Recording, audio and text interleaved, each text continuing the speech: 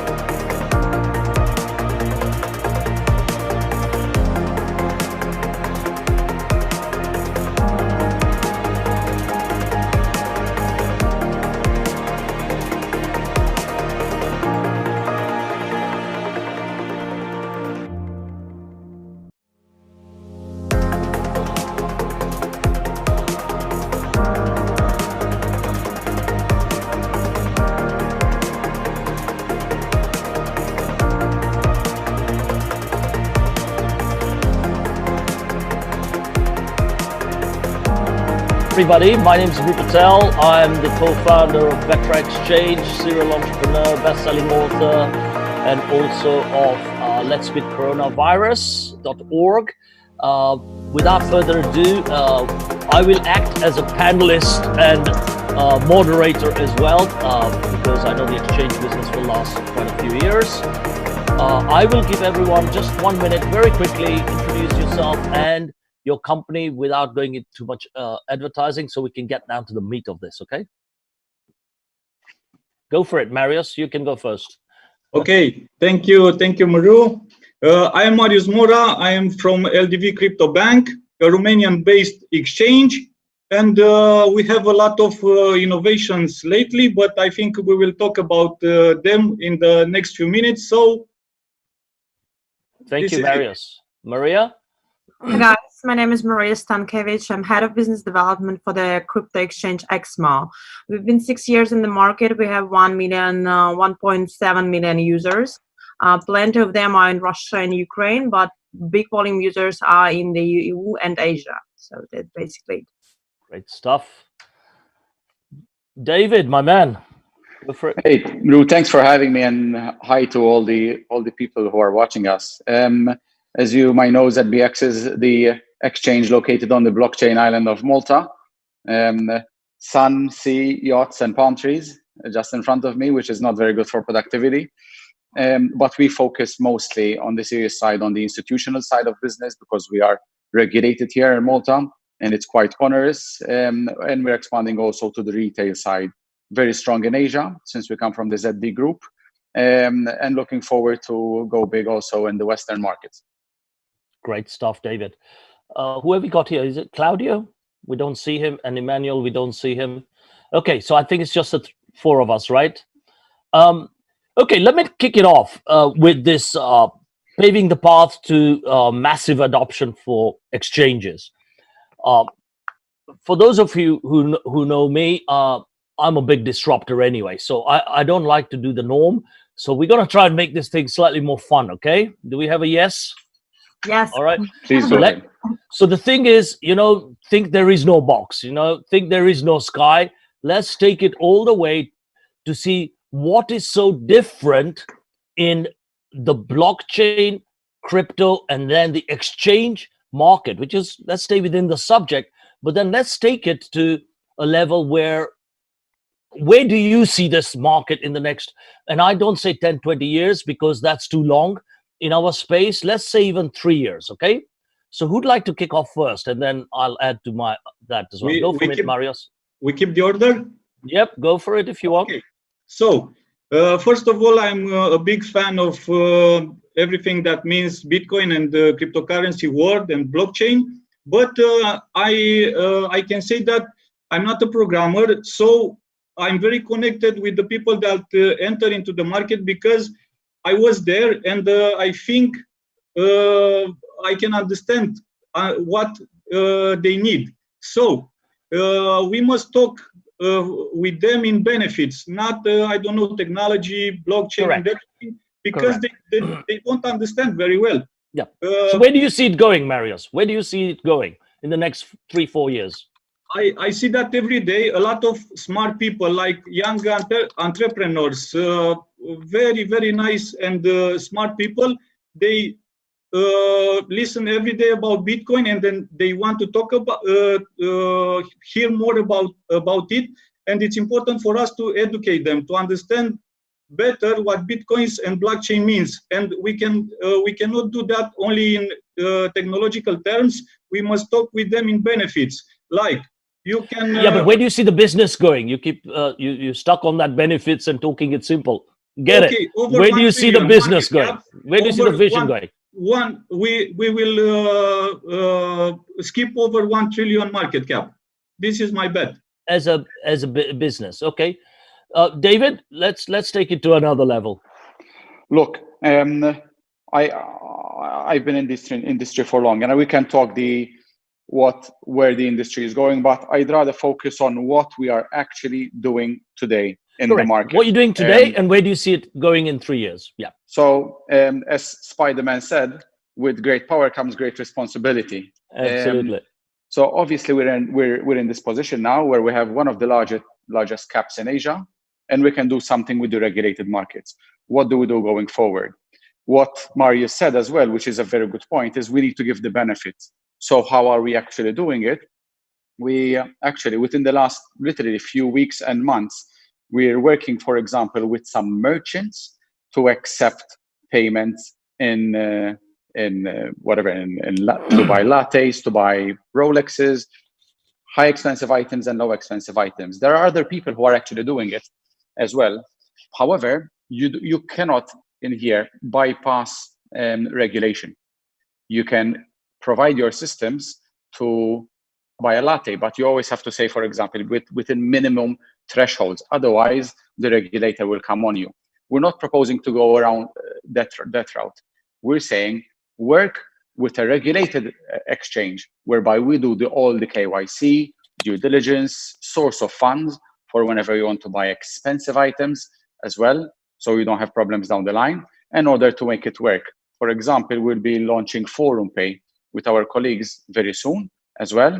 I was actually just yesterday speaking as well to the Maltese government about it, because when we say, we need solutions, the problem with the crypto industry, which is different than the financial side, which also, Mru, you know both very well, is that one doesn't really go hand in hand with the other. So we need to speak with both parties. So when we actually make it work, when we implement stuff in the daily lives, we don't find problems later on with the financial regulator, which will jump on the bandwagon. So what we're doing now, or what we've been doing actually for the last months, is speak to the people who will later down the line say, hey, you cannot do this. So we're speaking to the regulator, we're speaking to the government, because the government can actually help you push the agenda. For example, in Malta, I don't want to say controversial stuff, or actually, I'm sure you will like it, Mru. Yeah, because I did it last time I was in Malta. I hit front page of the Times of Malta, I think. I know you very well. So what we're doing is, if we're not the CCP here, which can take a decision and implement it across the board, but we're still a country whereby we said we are the blockchain island. If you go online, you'll see, what's happening in Malta? Is the blockchain dream dead? Well, something is actually happening. So the way we're working is that we're trying to launch projects on a national scale that take advantage of blockchain. People might not actually necessarily realize that there is blockchain in the background, but this works much better if you are given something in front of you whereby you are told that you are actually already using it, it's already enabled inside your mobile phone, then you will take a look at it. But for all the people in the street who say, there's this great technology called cryptocurrency and Bitcoin, they say, these people launder money. That's the reality in the street. There's ignorance. So one of the things is, you, to some extent, shove it down people's throat by them not even realizing that they're using it through benefits, and then you tell them about it. So through actual means of merchant pays and other things that I will explain later to cut it short, on the institutional side, we're doing quite a bit. I think this is the way to go. Maria, would you like to add on that? I kind of continue the previous speaker because I believe that in the future, the bridge between fiat and crypto will be smoother, because we are, as a crypto fiat exchange, we experience right now kind of a challenge, because we have all these procedures like AML, KYC, and all these hard procedures for the normal users, because they used to trade crypto without any verification, and we lost a lot of clients due to this compliance. But when we come to the bank, it's much easier right now to get a bank account, to get even to connect to the payment system. So this bridge, if people really want to make it comfortable, to make it convenient to trade crypto with fiat money, to deposit with bank accounts and stuff, so this bridge should be supported by compliance and by regulation. And I believe that's like the most important thing, because lately, like every year is announced as a year of regulation, and nothing changed very much over the last, I don't know, even 5 years. And every year they're like, what is going on to happen next year? And regulation, and nothing happened. Fully agree. So I believe that's the future. Yeah. So here's my take based on all you three guys and girls.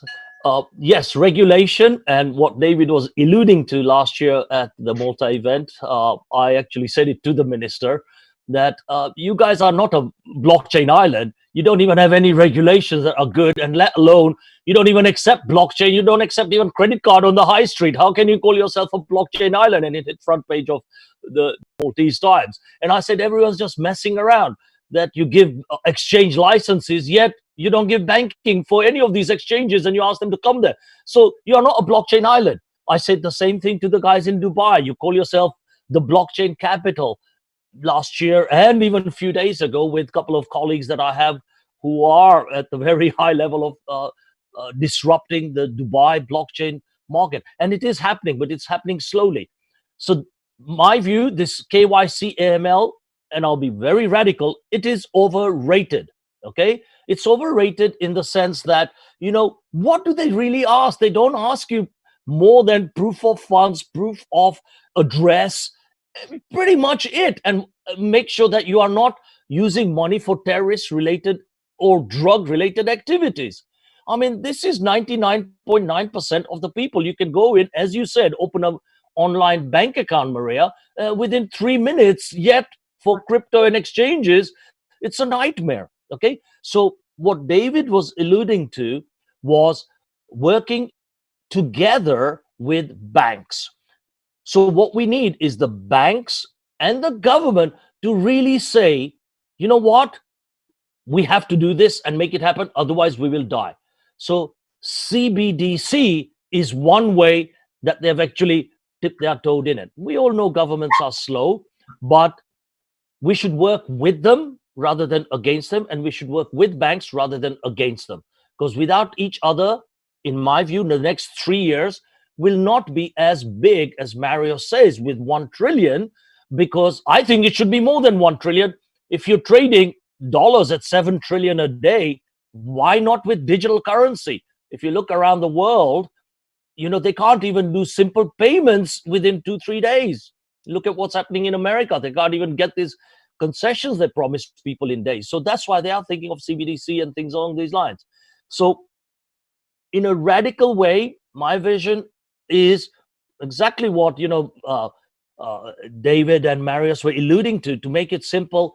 You know, when I was at Sun Microsystems, no one cared that how Java worked and how internet worked and how IPs and DNS was rerouted. You plug, you go, you get information. That's how our industry needs to be. Whether you're going to an exchange or a bank, you should be able to transact wherever seamlessly. So those are the people who will win.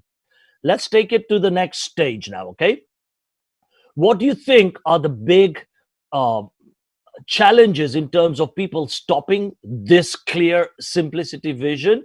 And how do you think us as a group, as a community, can help get them over it to say, you know what, try and embrace what we are doing with blockchain and crypto and exchanges and being an all-in-one solution? How do you think we should address those guys as a challenge? Start with you again, Marius. Okay.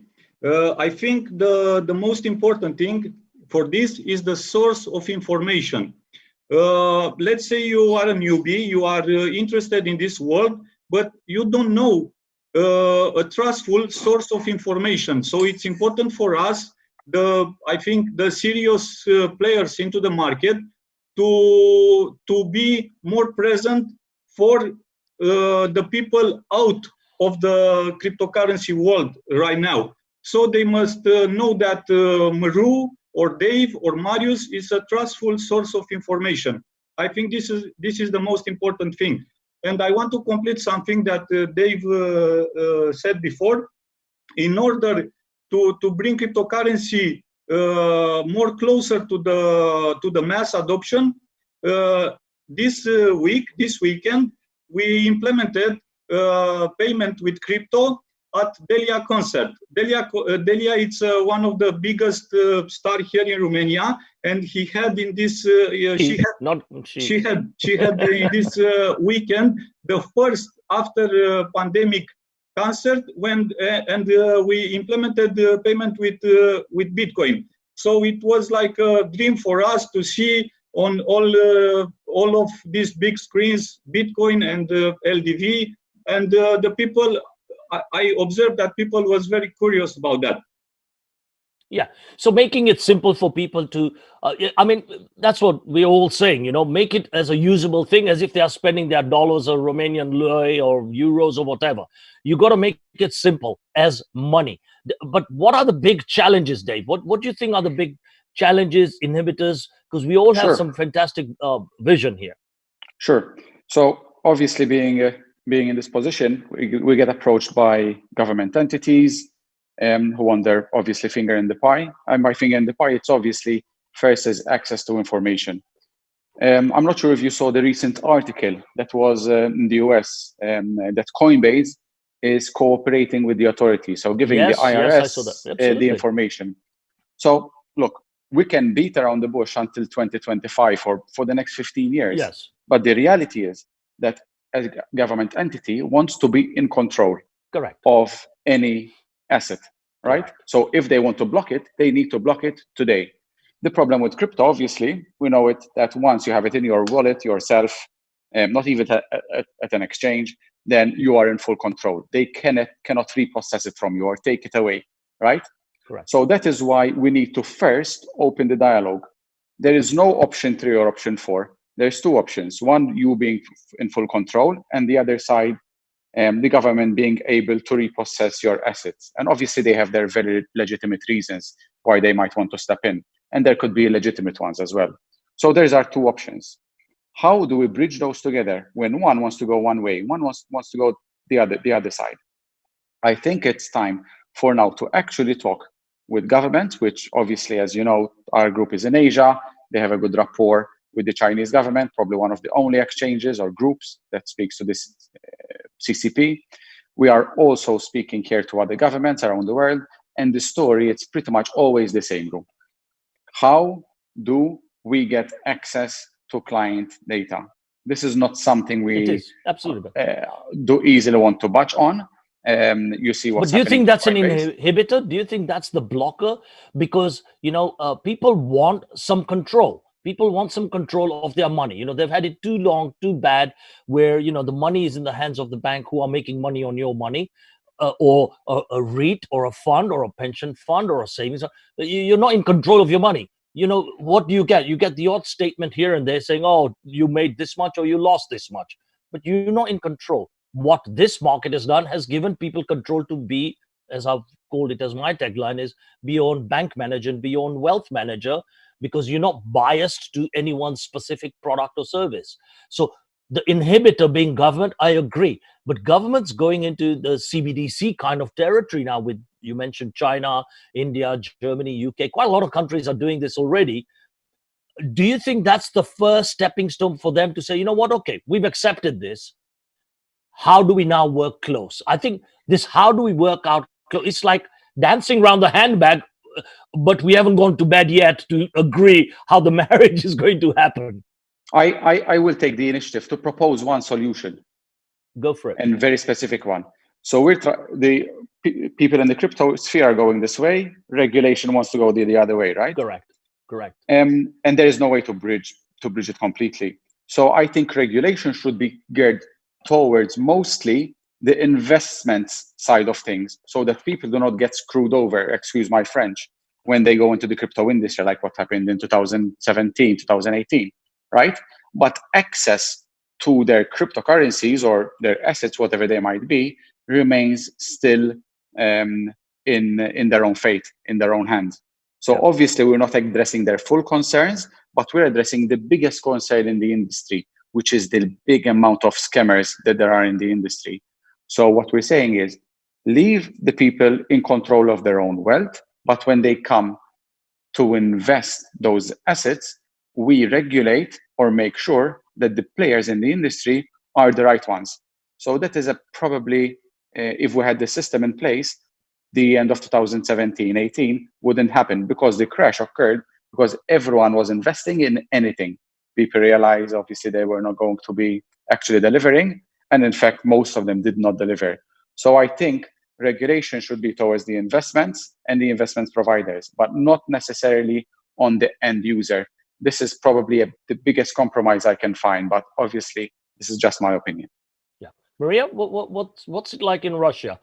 Well, I can't see because we're British exchange, and I could tell you about the experience about the FCA experience. Okay, go for it. FCA is a regulator in Britain, and we are compliant with them. We just applied for their registration as a crypto business, and I must say I was really surprised. First of all, they actually created a department about crypto. So they actually, I saw the vacancy on the market about a FCA officer who will be in charge of this crypto department, and they required actually the experience in crypto sphere. That is really rare because I've been I've talked to a lot of regulators in different countries, and they, as David said, they had nothing to do with crypto. They don't understand how they work. Actually, they don't understand the market. And FCA guys, they wanted to experience it. They wanted to understand us, and they didn't do much right now, but they they put this in practice, this AML 5th directive about, you probably know, and they wanted I'm British. they wanted to actually to defend the investors, to defend the clients, and to understand how fair this market is. So we actually had a few calls with them. They were super friendly. They asked us about how long will it take to fill in the application, and the application, I must say that it's crazy. I mean, it's not like the Malta license or Estonian license where like 3 pages, $1,000, you're done. But this is like a very sort of process. FCA is known worldwide for that. Yeah, FCA exactly, is known for that worldwide. Yeah, but I like it. I mean, if we got this license or if we got this crypto registration, I could go to any bank and they will be like, that's the proof we are good. I mean, I like it.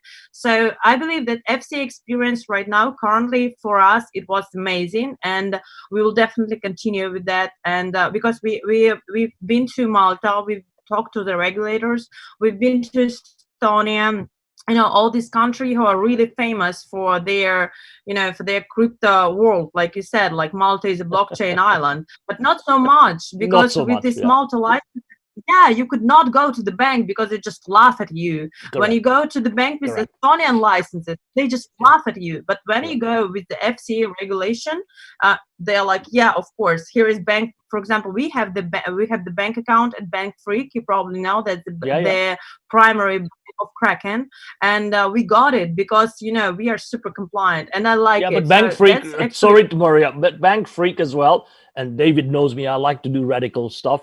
Bank Freak really would take quite a lot of people. Bank Freak is not as conservative as the big banks. They will take on because their fees are high. But that's besides the point. The point you are making here is a reputable license or accreditation like the FCA or the SEC are good.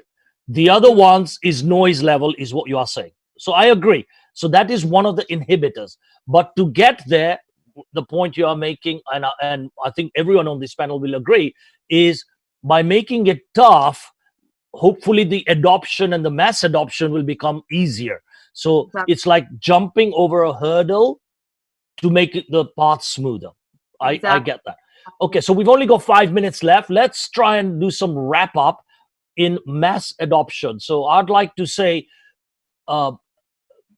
obviously, we've touched on banks and regulators. How can global, and we started doing this through an organization called GBO, Global Blockchain Organization, but there are so many out there just now. How can major groups be used to lobby these governments and banking organizations to say, you know what, let's agree to disagree, meaning people want control of their finances and that's all. Could we create something like a national global identity on the person which is on the blockchain, so you know that a Muru Patel or a Dave Pullis is the Dave Pullis or Muru Patel, and this is his history and it won't be rubbed off? And then use that as a mechanism for credibility, KYC, AML. Would something like that make a difference in this business? Quick, that's my 1 dream. minute. That's my dream. That's just my dream. That's my dream as well. I've been saying it for 3 years, but it's the regulators who are stopping it as well. Let's be honest. But do you think there needs to be a huge, and maybe we use VBS for this, a huge movement to say, why don't we lobby national governments, central banks, all these people to say, you know what, you've got to agree to disagree. Us as a community, and the users, by the way, it's not us, it's the population. And sorry to bring it up, you get all these Muslim and Black Lives Matter movements. Until you do a revolution, sometimes you don't get the result. So we need to do a massive movement to say, this is what the community, this is what the entrepreneurs want. How do we make it happen? Do you think that would be a way of shaking it up and speeding the process? David, let's go with you first. Yeah, look, you hit the nail on the head. It's not just to give the identity, so one verifiable identity to the end user, but as I said, with regards to the projects as well, to actually make sure that this projects come in it by the fact of there are people involved in it as well. So the project's run by clean, proper people, right? Yeah. Anyway, we are actually working on that. Literally within the next 5 weeks, we're launching a pre-sale of the credit rating agency, like when S&P screwed over everyone with the crisis in the United States when they were bundling up bonds as AAA rated, but they were junk bonds. All junk. We have a similar project that we're supporting because we believe in it, called EVAI, which is going to be doing a credit rating of projects, of exchanges, unfortunately not yet of individuals. So we know who the real players are. And actually it's a good project because it's using the blockchain technology as well to add to what we're doing. So I think the road to mass adoption is, as we said, to culminate everything, to work with the banks, the regulators and the government, and use blockchain technology like the project I just mentioned. But Dave, what you are doing, what I'm saying, what you are doing is on an individual basis for Malta. What I'm talking about, if Malta does it, it's not going to, sorry to say it, it's not going to make a dent in the whole world's market. If a UK, US kind of people do it, then and China, India, where you've got billions of people in terms of reach, when they do it, I think that's when it will happen. But what the projects I'm mentioning are not Maltese at all. No, but you know what I'm trying to say, right? Yes, of course. It has to be on a global, others. It has to be on a global level. Otherwise, it's not going to work. So yeah, that you're right on that. Let's try and wrap up. Okay, Marius, Jezic too. My opinion is that we must step out a little bit of our bubble, because I still believe that we are in a bubble. In order to go to the mass adoption and all of this, we must have more leaders to step out of this bubble. Okay, Maria? I agreed, and we should be more structured, more regulated, as we already discussed that. So leaders, regulation, structure, and we will be there one day. Great. Marius, Maria, Dave, great to see you, some of you, well, most of you again, and Maria, look forward to seeing you. Thank you very much for your time, and I hope it was fun as I enjoyed it. It was. Thank you. Thank you, look forward to seeing you all again. Thanks for having me. Cheers, buddy. You're most welcome as usual. Bye. Bye-bye.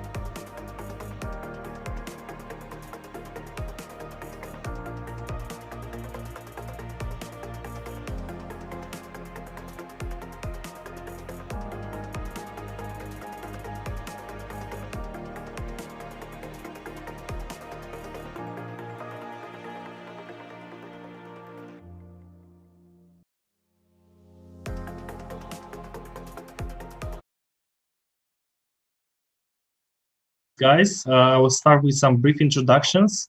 This is a very interesting panel, and I'm Adrian Stratulat. I'm Executive Manager of the Romanian Blockchain Association. It's my pleasure to host this panel with the distinguished guests that we have, and I will start with some brief introductions. So we have Sebastian Cocinescu, founder and CEO at Helpath, which is a blockchain-based system of tracking goods. Nice to have you, Sebastian. Nice to be here. Thank you. We have Bora Obuchina, and I will apologize if I mangle some names. I'm doing my best here. Okay. Bora is a blockchain entrepreneur, an expert in nonverbal behavior, and the founder and CEO of CoreChain. And we have Eduard Onech, co-founder at ZoidPay, a full service platform, which is basically the first crypto contactless card. Sorry. I'm sure it's going to be a very interesting discussion. And also we have Vidal. Pleasure to be here. Sorry, yeah, lovely. We have Vidal Criqui. Again, sorry if I did any mistake in the pronunciation. Founder and CTO for the BTU protocol, which is the leading protocol used by businesses to give back purchasing power to their customers, distribution partners, and employees. And last but not least, we have Maud Shahnawaz, president of the Emirates chapter of Government Blockchain Association, which is basically the largest blockchain non-profit organization. They have over 50 chapters all across the world. And the topic for today is real-life blockchain applications. And to be honest, I'm very excited for this panel because everybody's talking about blockchain as a technology. A lot of people are interested to see how blockchain will develop, which are the latest infrastructure developments, how blockchain will scale up and things like that. But the truth is that up until recently, everybody was talking about blockchain from the perspective of cryptocurrencies. Only, I would say, in the past 2 years, we've seen some real life applications for the blockchain technology as an underlying blockchain layer and technological stack. So I would like to start with, let's say, some broader questions that everybody is free to pick them up. And I think this is the most, let's say, general one. Which do you think are going to be top 3 applications or the top 3 industries in which blockchain technology will be in the next 3 years?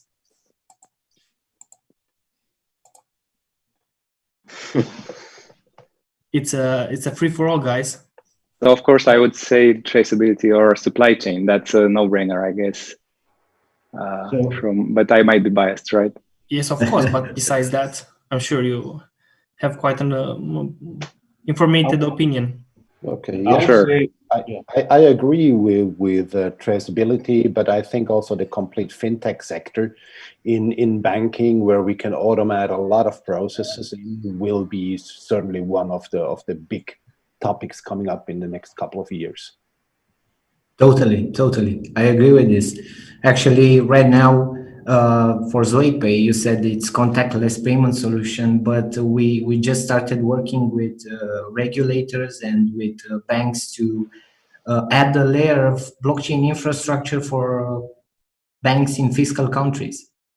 So this is a main advantage for everyone there. Yeah, that sounds really exciting. For me, I would like to add, it's basically, adding to all of them, tokenization of assets. In government sector, we would love to see more applications that's happening right now in health sector, where there is for example, blood donators, they match the blood groups, and organ donations, they match using the donors and recipients using the blockchain. So it's disrupting it, as we're speaking, in different sectors. And I would like to see, I'm seeing in government sector, in health sector, and also management of assets, and mainly cross-border payments. Well, not only cross-border, I mean even internal payments is going to disrupt the financial sector. Yeah, sure. Yeah, perhaps to add there quickly something on it, as you said, on government and financial sectors, or the broad business sectors. We, during the COVID, because for me, COVID was the biggest chief technical officer everywhere, and it drove tokenization, digitization of companies globally really a lot. And we discovered during that period that there is an important lack of confidentiality during video conferences. And that's why we developed a remote voting tool where companies and governments or elections can be done remotely on an absolutely legal proof way.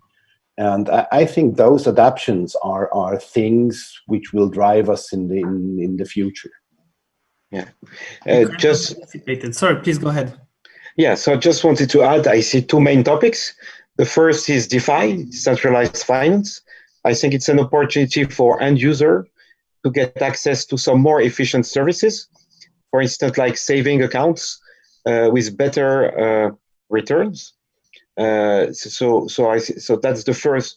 That's leverage the power of blockchain to of automatization, of removing some of the middlemen who cuts some benefits. And the second, for me, I see is it's access to better and more efficient distribution channels. So that's what we are working on in my company. So on this topic, I'm more biased.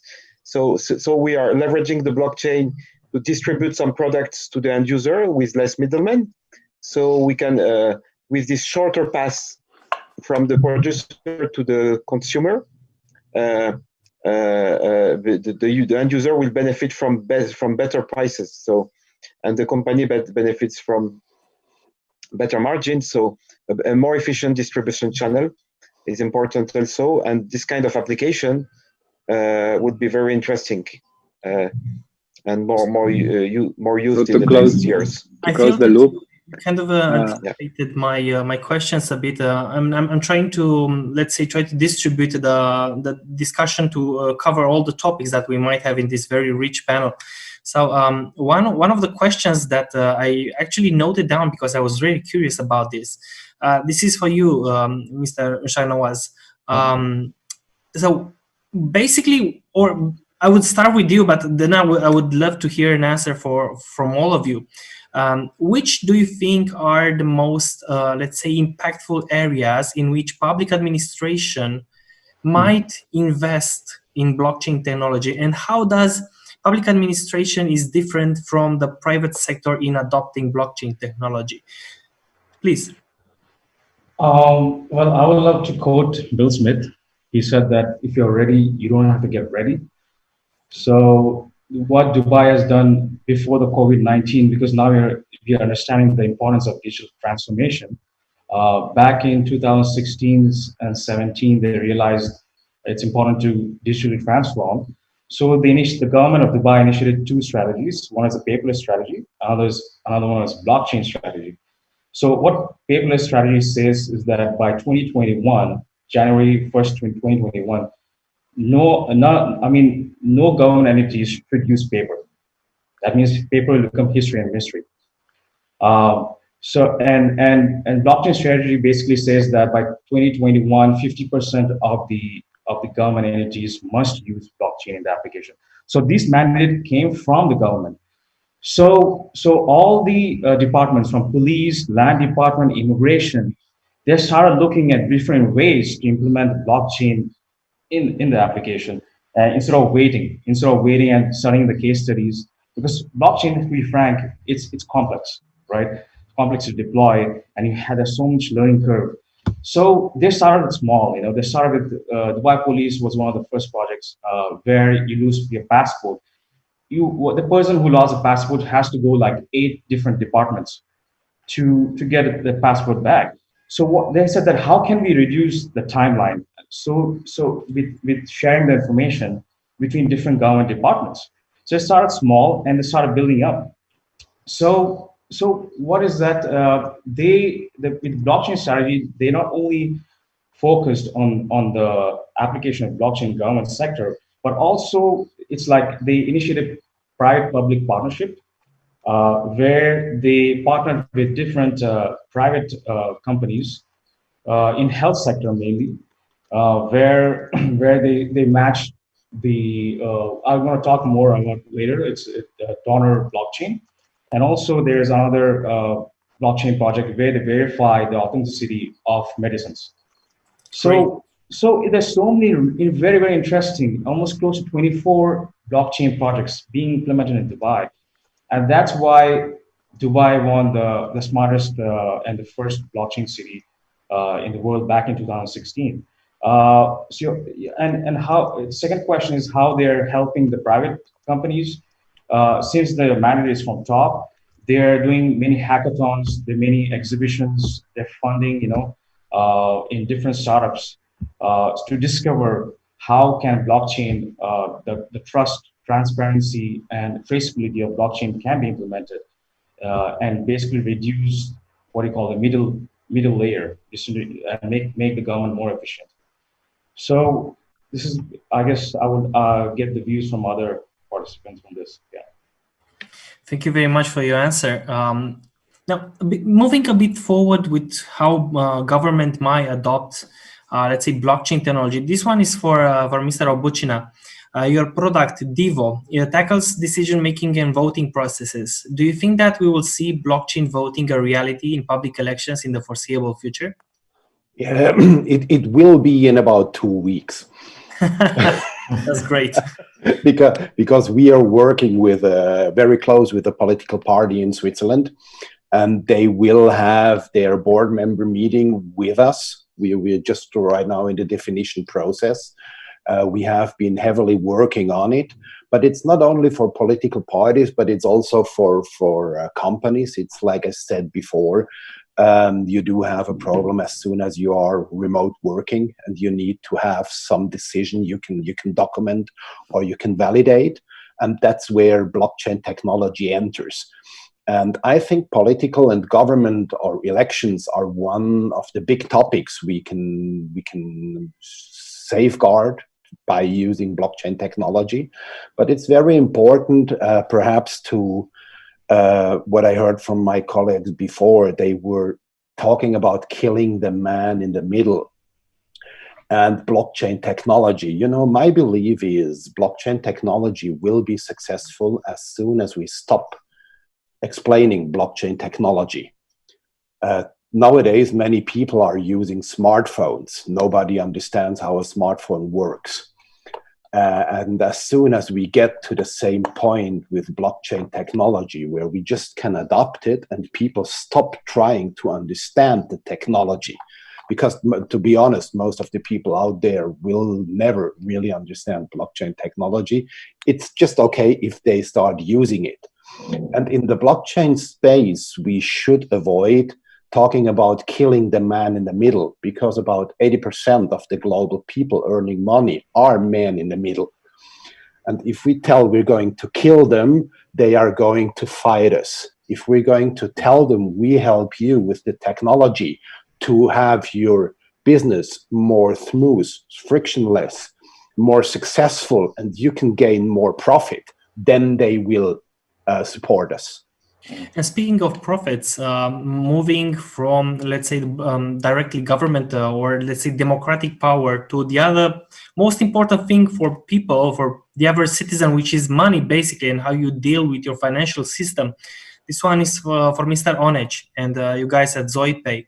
So what I'm most curious about, when you're talking about the way that, let's say, the average citizen interacts with the cryptocurrency, your ecosystem is helping them interact in a much more fluid way. So it's creating liquidity and real usage in commerce for cryptocurrencies. So do you think that people perceive crypto assets, such as, for example, Bitcoin or Ethereum, as currencies, or do you think they perceive them as investment assets? Do they hodl them, or do they use it in commerce? Well, that's a good question. Well, currently they're hodling. So they perceive crypto as investment. But as my colleague said, if you can't beat the system, join the system. So that's why we started working with banks on this side. So we started with a solution that offers easy to integrate crypto payments for merchants online and in store. and we wanted to make a solution that's easier for the users to, let's say, pay with their crypto assets. So our whole, let's say, mindset was that innovation and adoption actually happens when you combine the old with the new. So it doesn't need to be a total shift in their behavior. It needs to be something like a learning curve. So we had the innovators at first, then the early adopters. So I can say that us as an industry were right between innovators and early adopters, because people don't understand blockchain. First of all, they only think that blockchain equals crypto, and it doesn't. Crypto is the finance of the blockchain ecosystem. So we shifted our mindset as a company.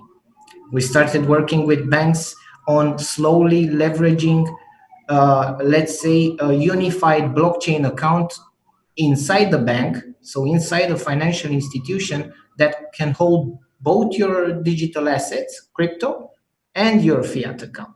So by mixing this, they will not make a separation between them. They will start to see crypto also as a method of payment.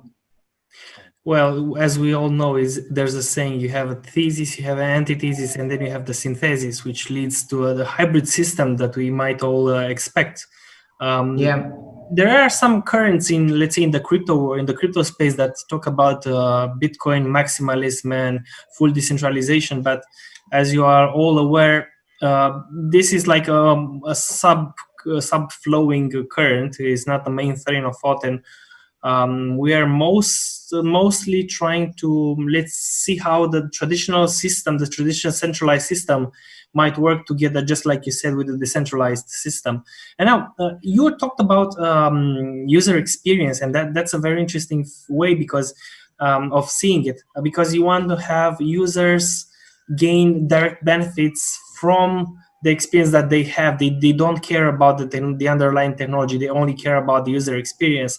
And now, what I'm most curious about in let's say, in the supply chain industry, this one is for you, Sebastian. How do you think that the blockchain-based tracking solutions that you guys have developed will change the user experience, the experience for the end user? Okay, thank you for this question. Of course, usability and UX is very important. But before coming to that, I would like to say that according to a report from OECD, the illicit trade or the counterfeit goods amount for 3.3% of all world trade. So that's a huge number. And unfortunately, people die because of that. Because, for instance, in the pharma supply chain, people use counterfeit drugs and then they actually die. Or did you know that there is 3 times more honey sold in the world than is produced? So 2/3 of that, of all honey produced all over the world is sold. It's actually fake. So to counter that, of course, we come in with our tech. As some other speakers just mentioned, it's not about actually the tech or the technology by itself. It's about trust. So the technology, the blockchain technology provides trust. And this is very important for the end user, coming to your question, because the end user will be able to see the provenance, to have a traceability system in place that he or she will know it is very secure, and they will be able to see it from the origin, from the raw materials up to the distribution centers, and then to production facilities and to the actual product. They will see where it came from, what are the certificates added to that, and so on. So I guess before that, there are some interoperability problems to be addressed, such as it takes to move goods from one country to another around 30 stamps still. So before coming to blockchain, I guess there's a need for upgrading the current digital systems or moving towards digital. So this is how it will impact, and we hope to spread it more. And because we really believe in what we do and we want to help out others, I will announce for the first time here at Virtual Blockchain Summit, and thank you for this opportunity, that tailpath.com, our platform, is now free for all companies affected by COVID-19.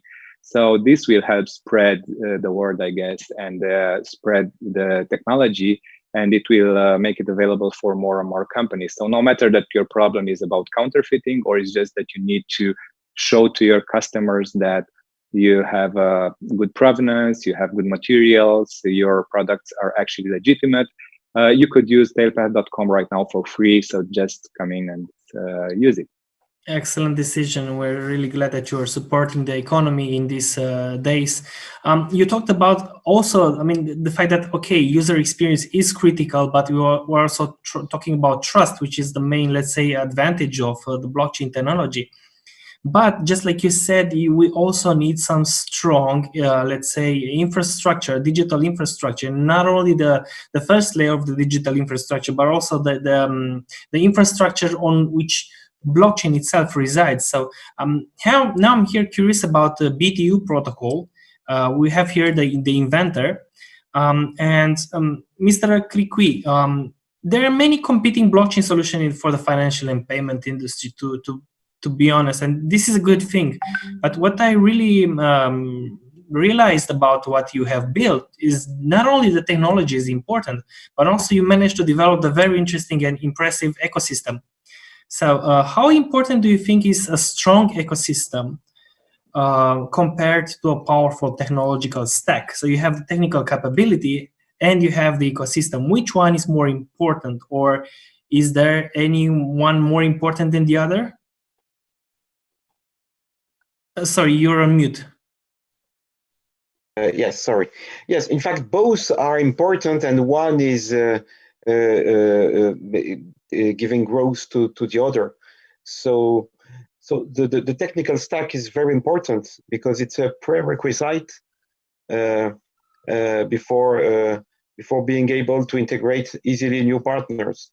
But the more important is the adoption. So here comes the ecosystem is about who is adopting. So if you have the technical background, then you can grow in your ecosystem.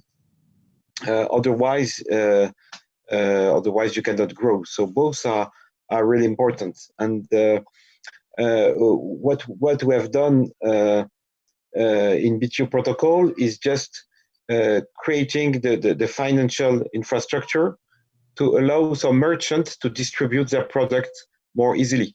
So since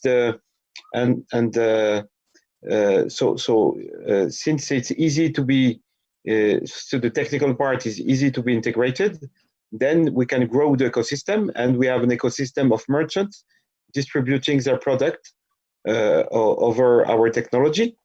And the benefits is clear because we use the blockchain to incentivize user to come using these new channels. So I give you an example. If you book an hotel, for instance, through our system, the commission, part of the commission that used to go to the big distributors is given to the end user. So you have an incentive to come to this channel, and the hotel is happy because he can distribute it without any in this new infrastructure without any people taking more commission on it. So, and we've done this for hotels, but we've done this also for e-commerçants. So in France, we have a big merchant called Fnac, Darty. So all those big retailers can distribute in new channels, and that's we are building for them. And that's why they joined the ecosystem. It's because the technical infrastructure is ready and easy to ramp on. Thank you very much for your answer. It seems that we're heading towards, let's say, an area in which we see that there's a confluence of both technology, mature ecosystems, and very good UX for the end user. And all of them, they show the fact that this technology, which was once fringe technology, is becoming mainstream.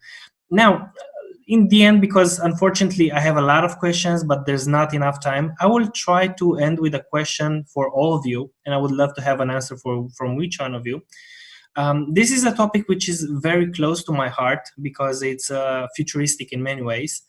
What do you think about DAOs? Do you think there are a valid organizational model in the current technological capabilities? Do you think this is a kind of, let's say, a future in which we can have entities such as DAO, which in many ways are entirely decentralized, or do you think we're going to head more towards like the hybrid economy that we previously talked about? Can I go first? Please. Yeah, because we are going to implement DAO. We're going to launch it by July, because we have 50 chapters around the world. So for those audience who don't know what DAO is, DAO basically enables a group of people, they coordinate together to achieve common goals, and they're bound by rules and regulations in smart contracts or codes in blockchain. So what DAO does is basically reduce the layer between governor and the governed. So it basically enables direct governance and also helps in representative governance. And main thing is that it incentivizes the participants. Thank you very much for your answer. I'll have to catch you short because there's no time. Okay. So what I would like to say is there are going to be many good applications from the government sector, private sector. Same have MakerDAO is doing in the central bank. They're like central bank 3.0. And Aragon is doing for us a nonprofit. We can coordinate with different people around the world, and those people who are really participating, they can get incentivized by tokens, and they can have more voting power. So what would happen is that it would really revolutionize the governance model. Yeah. Great. I think there is unfortunately just one more answer. Time for one more answer. So please, which one of you wants to go? I can try it. Yeah, I think it's the most fascinating use case of blockchain, and in the real world, it already exists. We have what we call the mutual. In the health insurance, we have mutual health, and I think it's the ultimate organization. Well, we still need to work a lot to find the right tuning for DAOs, but that's the more hope we can have for organizing the new web. We all know that the power in the web is trusted by few companies, and the only way to unbundle this power is to create a DAO where everybody can benefit and everybody can get an incentive to participate and is winning. So I think that's the most interesting new organization trends to see in blockchain, and it's definitely something to work on. And we have to every one of us has to work on it to get better DAOs and to find the right tunings for giving more implication from users.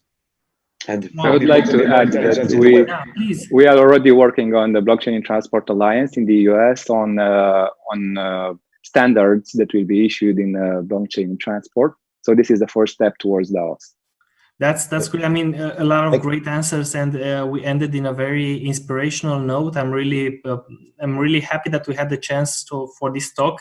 I'm sorry that we haven't had any more time because the discussions were very interesting, and I'm sure we could have gone on for hours on the topic. Thank you very much, guys. It was a real pleasure to host this panel.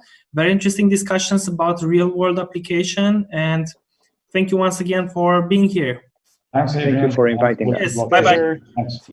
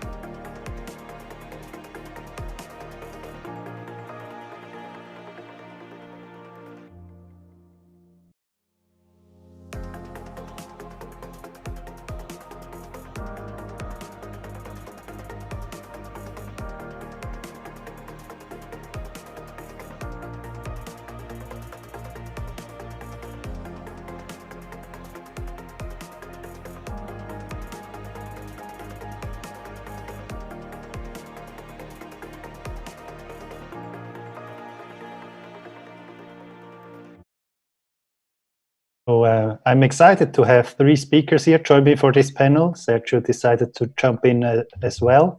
It's about sports and blockchain. As we all know, this pandemic has hit sports clubs especially hard. Seasons have been postponed or even cancelled. Fans are not allowed to enter the stadiums for the foreseeable future, which is a huge loss in revenue for all the clubs. So today I will try to cover with you guys what you think will be the way moving forward and how your business has been impacted or has had to adapt to cope with this situation. So yeah, I'd like to introduce today's speakers. We have Jochen Ressel from SoccerCoin. He's the COO of SoccerCoin from Austria. Jochen was the CEO of operations at the Senate of Commerce in Austria for over 7 years, during which time he was also the editor-in-chief of the Senate magazine. Apart from his vast experience in commerce and sports, Jochen is also a tenor for the Dome Choir, Dome Music St. Stephan in Vienna. And Eduard Banulescu, nice to see you as well. Eduard is the brand manager for Football Coin and collaborator on the content writing segment with countless other projects in the fields of digital marketing, sports, and art. And finally, we have Sergio, our gracious and the guy who makes this all happen. I don't think I have to say a lot about you. Maybe you can say a few words about yourself. Yeah, I'm very happy to have you all here present on all those amazing panels. So yeah, let's hear more about sports, and after we'll switch a bit for the technology though. Yeah. But so if you want to start, Jochen, maybe tell us a little bit about SoccerCoin and what it is about. Yeah, we are providing digital payment systems and digital currencies for football clubs, for sports venues, and not only for the football, but generally for the sports in particular.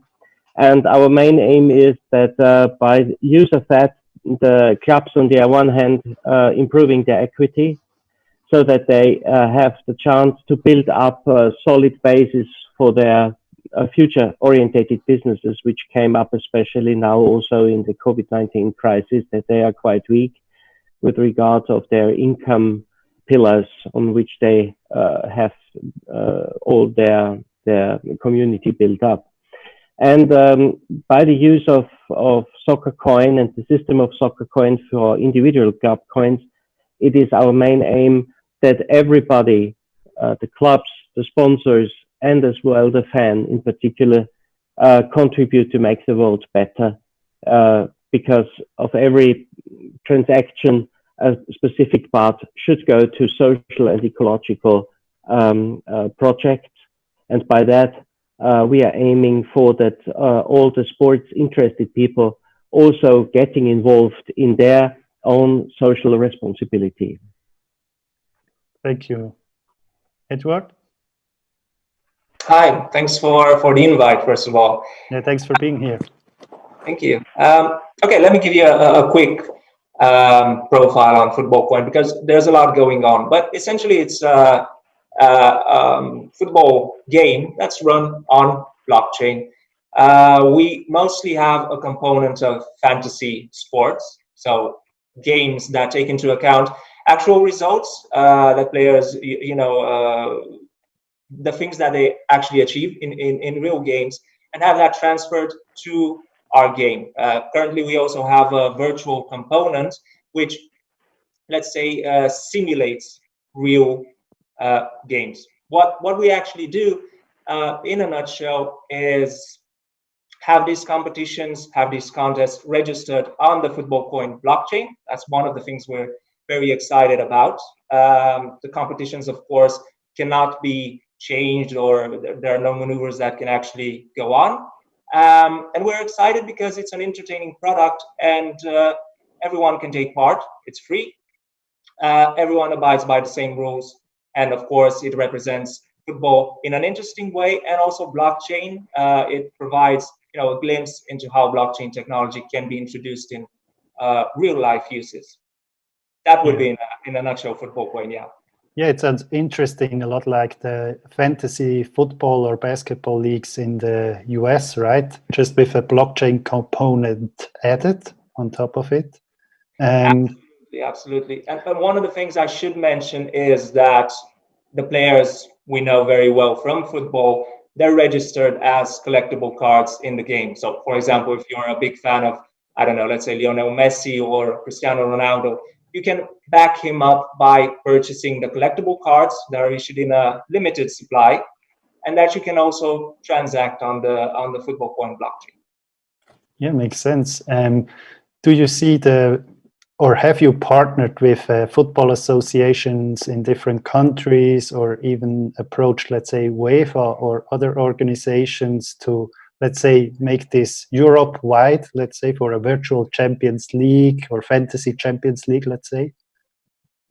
We would definitely be very interested in those sort of partnerships, but what we can do right now, what's within our means, is to have those competitions like the Champions League, the biggest competitions in Europe, the biggest leagues, have them represented in football coins. So there's nothing really missing right now. We've started some collaborations, for example, with a local football team from Romania that are embracing the philosophy as well. So we're acting as partners, but they're also promoting the message and the technology by what they do, by their activity. Okay, nice. So maybe a general question, how do you guys see sports clubs receiving blockchain innovation? Are they receptive or are they hesitant? Do you have to do a lot of explaining? How does it work? Jochen or... Yeah, we basically, it is the people are getting more and more familiar with. They have to address the issue as it comes up and pops up from many different corners. And what the general situation and the clubs and associations is that they're running out of money. Yeah, because they haven't had some of their income pillars for a number of weeks and months, and will still have. And so they see that they need to build up some other sort of income, because especially the smaller clubs, or in smaller leagues like it is in Austria, they mainly have their income from sponsorships and from entrance fees. So if there are no entrance fees, also the sponsors say, why should I sponsor? Because I'm getting not any attraction in the wide public. But a quite healthy club, he has additionally to the entrance fees and the sponsorships, he has their kickback payoffs from advertising campaigns from their stars. They have the bonuses from international competitions. They have their merchandising pillar. They have their TV rights from where they get money. And what becomes more and more important is not sports success related income. Owning a business center, owning a shopping center, probably some apartment buildings or something like that, where fans can buy flats and pay rent on their flats. But to establish that, they simply need private equity, because you can't all do it by bank loans, especially in the situation now.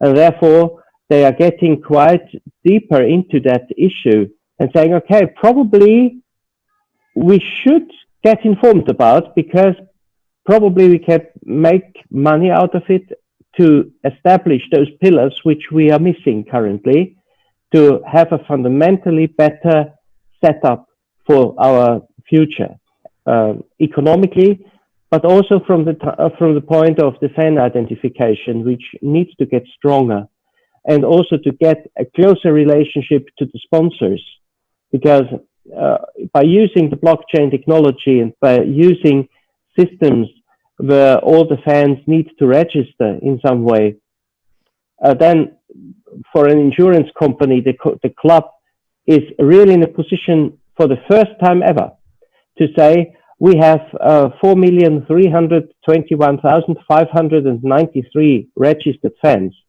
And out of those, 2,176,505 are married, having 2 children and having a car. And therefore they need a specific insurance offer that you can make specifically as an insurance company because he is a fan of this specific club. And if you, highly appreciated fan, booking those specific insurance offer, you are getting from us, from the insurance companies, probably 300 club coins that you can spend with your club. And so the club understands, okay, then this also gives me the opportunity to sell my specific club coin to the sponsors. And they give it to the fans. And the fans spend it with the clubs. And the fans buying the coins for doing their businesses all around.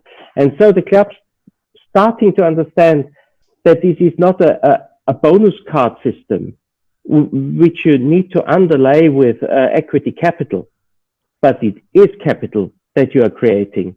And this is a mind change that they are currently understanding, that they are building up their own payment ecological system that has a very, very strong identification aspect for the fans as well as for the sponsors, and to tie them up even closer, and additionally generating equity for building up other income columns on which the club as such can rest.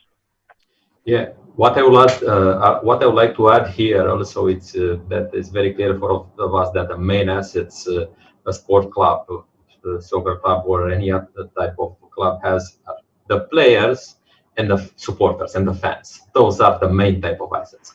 And this approach is blockchain technology basically give us the chance to use to optimize and to scale up the opportunity, these numbers, either going directly to them in real life, the way soccer coin is doing, or doing what football coin is doing a fantasy game and taking advantage to be able to monetize basically the fans, the supporters, the audience, because this seems to be very difficult right now, as Johan mentioned a little bit earlier. So they cannot buy tickets anymore, but the opportunities stay there on the table. So there are still sponsors that might come. Probably more of them will go to streaming rights. Streaming rights maybe via the blockchain will not go anymore via the big TV streams, but can go also via direct streams, because blockchain allows individual payments for this.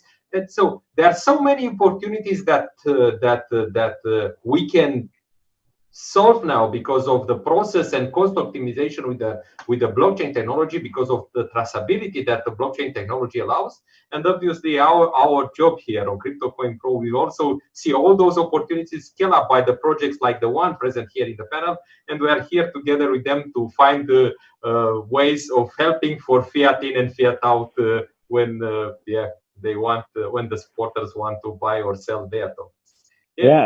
And one thing what comes additionally to what you just mentioned is that some of the clubs with whom we speak, they also are now getting those two worlds together, that the real world has to do something with the digital world as such, and that there are new combinations need to be formed.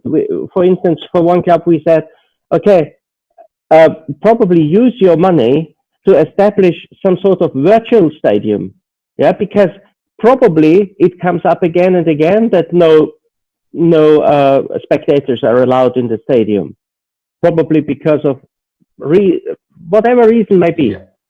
But that does not prevent you from selling virtual reality classes and broadcasting the live game into the digital world, where you can also have attractive offers for sponsors, where you can, in the virtual classes and the VARI broadcast, put some advertising in, which has nothing to do with that what is really happening on the field. And probably you have, if you are playing in the European League or in the Champions League, you have a stadium with 60,000 people, but you could probably sell 150,000 tickets.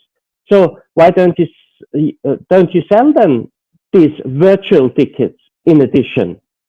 And so I think that they are understanding that there is a lot of potential in it, for them to develop their business in a completely new way, as they also see, as with Eduard mentioned, that the digital playing aspect is getting stronger and stronger and stronger.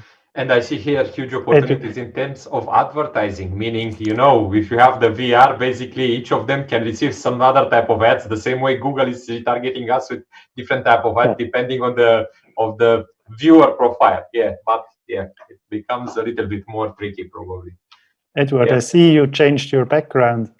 I did. I was taking advantage of the opportunity. That's actually a shot from our game, so from the new game. A bit of shameless advertising, but what I would like to add to what you discussed just earlier, we definitely agree with the fact that with the recent, let's say, financial crisis as well, this is certainly affecting the smaller clubs, especially, and we're very excited about the uses of blockchain technology within the sports industry. The one thing that we do have to mention, I think, and maybe that's an issue that Football Coin is trying to resolve, is that these sort of tokens or whatever you're using to monetize the situation, they have to have something real behind them. So something that gives its owners a real power. For example, in the game, but I think the uses can go further than that. We have a cryptocurrency that powers the game. It's called XFC, so Football Coin. But that currency allows you to not just to play the game, but to transfer it, to use it as a real cryptocurrency, also to buy the items within the game that remain yours, so they're in your possession. It's not something that the game owns or that they can take away or modify in any sort of way. That's just an example, but I think all the projects that are dealing with something similar, because I've seen clubs use a similar strategy in recent years. I think that's brilliant, but they also need to show exactly what the owners, what the investors are getting for the money that they spend. Yeah, and I think to add to that, especially for smaller and medium-sized clubs that face bankruptcy basically every 5 years, especially in football, you may be able to tokenize, let's say, your whole club, and each fan or member is able to buy shares of your club. And then you don't donate every 5 years and buy your season ticket every year, but you're actually a token holder, thus a partner of the club. So you have voting rights and so on and so forth. And I think fans are very receptive to those ideas because they want to support the club no matter what, be it financial or with singing in the stadium or whatever. So I think that would be a great opportunity if the legal framework allows it to tokenize smaller or medium-sized clubs and give equity to the fans themselves. What is basically one of the points there is that there are two kinds of club approaches. We have clubs that build up on a strong identity and identification of the fan with the club, but having a very strict border to which stage this participation of the fan should go. And we see the more influence the fan community has on club decisions, the weaker is the club.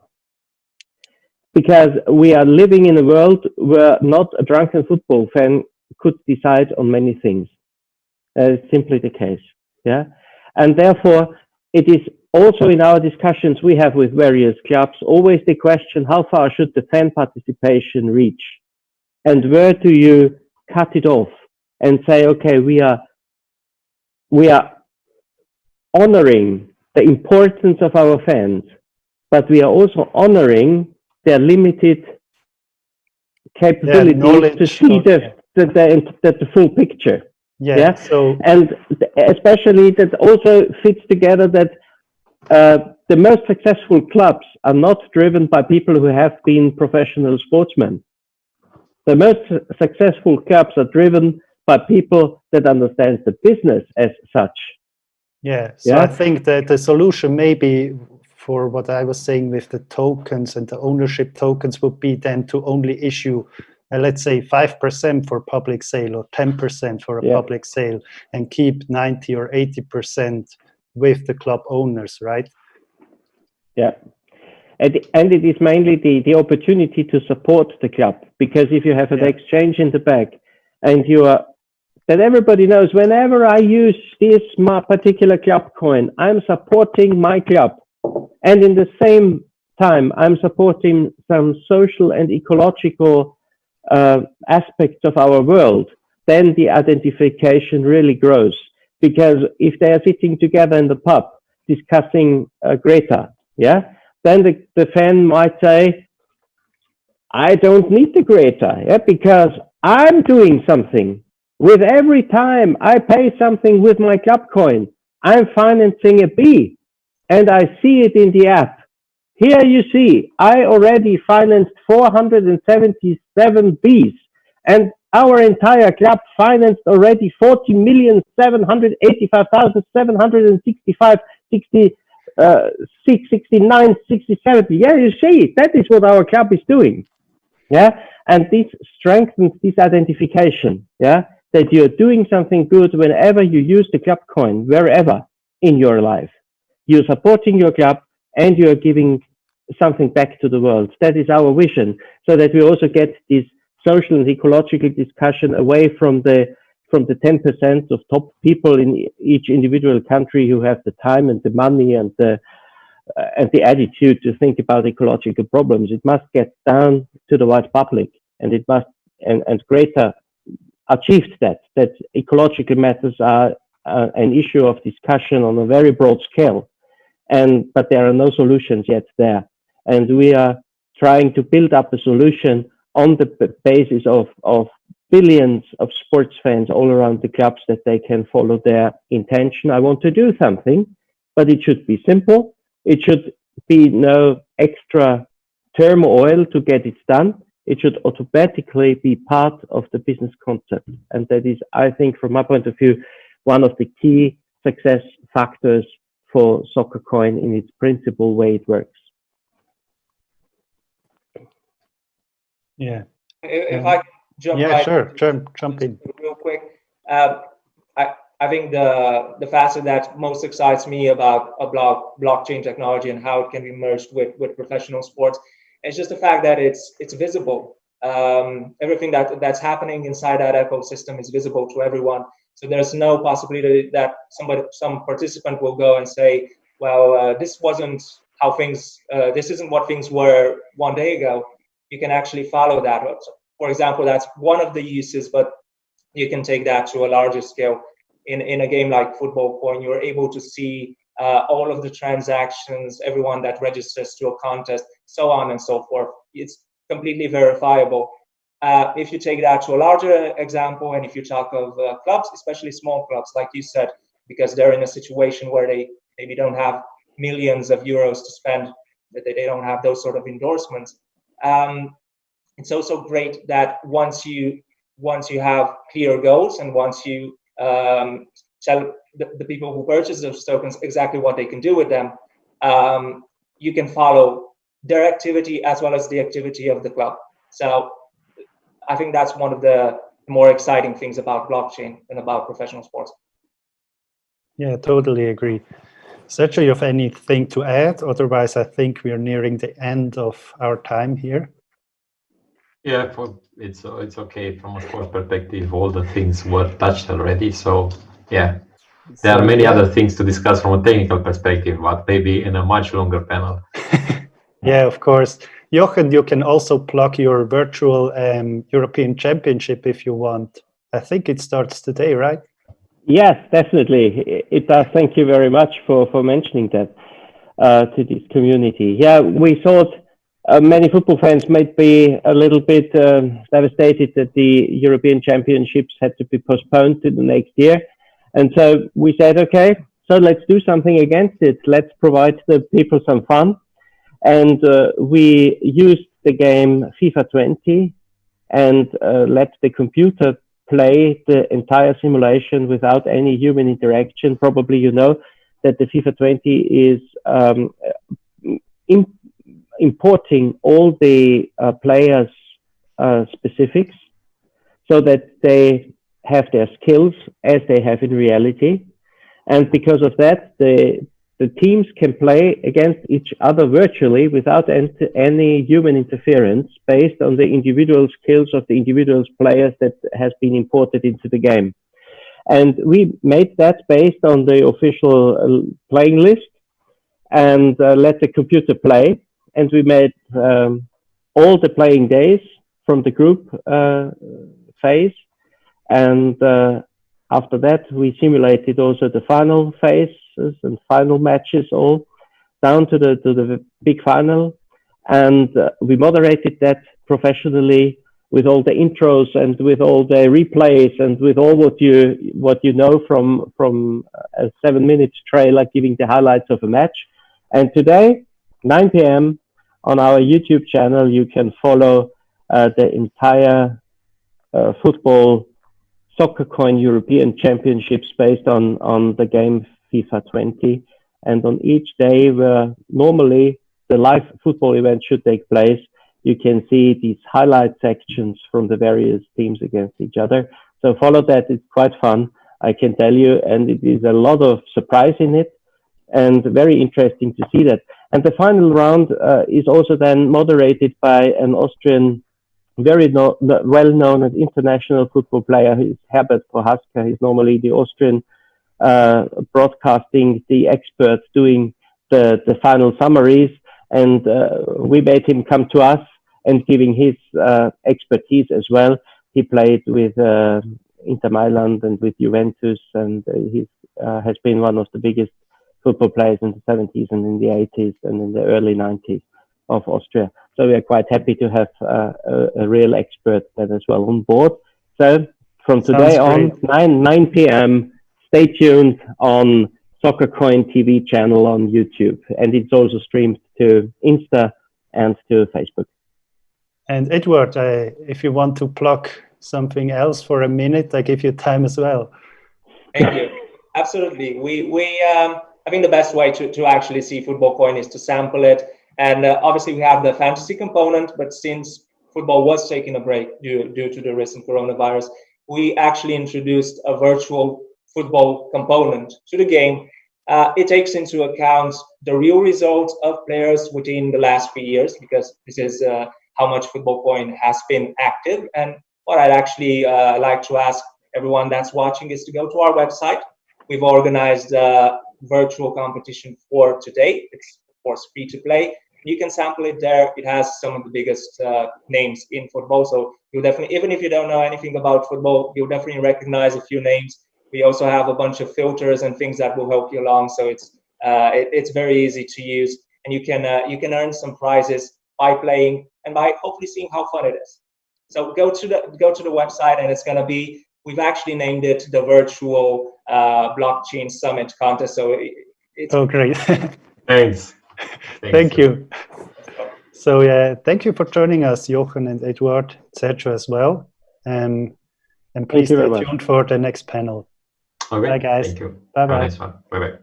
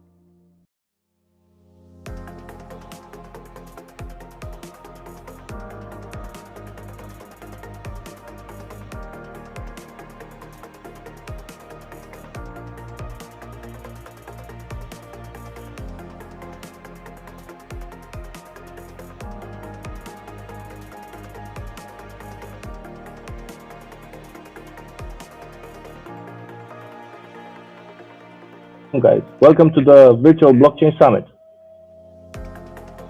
Hello, hello. Hi, everybody. So are we starting without Frano? I guess so. Yes, Armin. Okay.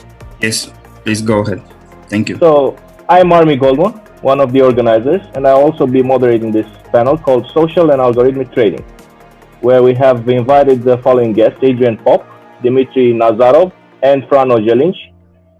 Salut! Здравствуйте! Hi. Special Hi. thanks to Sergio for making this possible, together with this incredible team that made everything happen.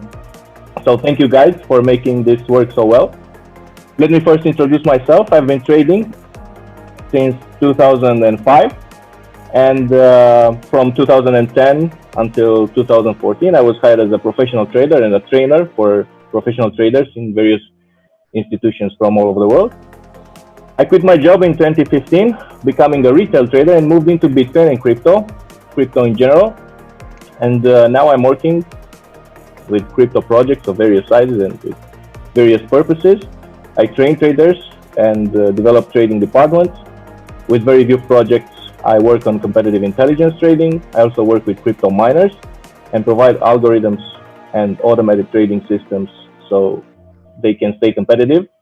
I work with market makers and liquidity providers in the crypto space, building some of the smartest algorithms in the crypto zone. I have to say, I'm also an author, and I have to mention my new book called Why Trading? It's a Trap, a Kabbalistic approach to trading, that will be available this autumn, and I will leave some links for you. So right now we have the opportunity to talk with three young entrepreneurs. We're still waiting for Frano. So let's start with Dmitry. Здравствуйте, Dmitry. Please tell us who you are and what's your main business in this crypto space. Yeah, my name is Dmitry. I'm a CEO of Genesis Vision company. We are a decentralized asset management and social trading platform, which means that we bring together traders, investors, asset managers in the single and actively growing network of exchanges and brokerages from both traditional markets like Forex and stocks, and of course crypto as well. So my perspective will be a bit different. So I'm not a trader myself, like active trader at the moment, but I can observe and monitor the activity of a lot of traders, including algorithmic traders and socially active traders in our own platform. So giving the an other side perspective. Okay, thank you. And Adrian, salutare. You're also a young entrepreneur. What can you tell us about yourself and what is your main business? My name is Adrian. I'm from Romania. I'm 31 years old. I'm in crypto space from 2013. I started as a miner, and I'm still a Bitcoin miner and other crypto coins. And I host Bitcoin miners for clients all over the world. As you see in my background, this is a picture made in our mining facility that is located in Romania. All right. So, guys, we're talking about social and algorithmic trading. I wrote down some questions our viewers and guests have, and I would like to get some answers from you. And please feel free to take as much time as you need and to make this a conversation more than an interview. So let's start with the first one. Do algorithms work on any exchange, or there has to be a special account opened and maybe something installed on the exchange's server? And how open are the exchanges to working with third-party algorithmic providers? Dmitry, maybe you know more about this, because I understand your business is actually a platform which combine all these actors, including the algorithmic trading providers. Right. Yeah. Absolutely. So the thing is that the current state of the cryptocurrency trading facilities, like exchanges, the APIs they provide, the functionality, they're not so unified still. So not all of them support fixed API, for example. Not all of them provide the same functionality. So unlike the traditional market, like let's take Forex as an example, where you can develop the MT4, MT5 plugin, right? Install it, and it will work for any brokerage. It doesn't matter what the brokerage is. They can provide different leverage, for example, but the functionality is the same. For crypto, still you have to develop and tweak your like basically bridges to the exchanges, the wrappers around the APIs in each particular case. But situation is changing, and more cryptocurrency exchanges moving towards the unified standards, the same way they are in traditional markets like right now. Also, different facilities already exist. For example, one of the part of Genesis Vision Network is Genesis Markets Brokerage, which basically develop bridges to the cryptocurrency exchanges like Binance, Huobi, many of them, and bring all this liquidity to MT5 trading platform. Meaning that if you are not satisfied with the facilities, the APIs that they provide, you can already use the MT5 for trading directly on Binance, on Huobi, the other exchanges. So that's the main trend, I think, because obviously it's not so convenient to develop specific algorithms, the same algorithms, but for different exchanges. And that's my overview of the current situation. So from what I understand, there's a little bit in the crypto space, the exchanges are a little bit behind, right? Right, they're catching up, but they're reinventing the wheel. So all these APIs, they're self-developed, all these crypto exchanges, they're building this from scratch. And obviously it will take some time to catch up with the long existing mastodons like MT5, which is a trading platform on the market for years, for decades. So just to be clear, using your platform, we can trade on MT5 and MT4 on Binance Exchange, for example, or other exchanges, other crypto exchanges. Right, MT5 at the moment. MT5, okay. Yep. And is this for free? Yep. So we have our own commission structure. We provide our own discount system based on the GVT token. But in fact, the conditions, they are, with the growth of user base, the conditions will be more closer and closer to the actual trading on exchange. There is some markup at the moment right now, but it all depends on the volume discounts on that exchange provide to our corporate account that all traders act through. Great, that's great. So how did you come up with this idea? It was your idea, or how did you come up with this? Well, the Genesis Markets as this crypto brokerage is a side project of Genesis Vision, which is initially was the decentralized asset management platform, different exchanges, different brokerages. We just developed the technology for them, but don't provide the trading conditions. The crypto brokerage was born simultaneously while we were working on the project, the Genesis Vision, the main platform, because we just noticed that there is no such facilities, and we are coming from the Forex market. I'm a former software developer. I worked for Forex brokerages for a number of years, and we see that a lot of people, they are transitioning from the Forex market to the crypto, because right now it's very active, it's very interesting, a lot of opportunities on this market, but they're not satisfied with the facilities that crypto exchanges provide.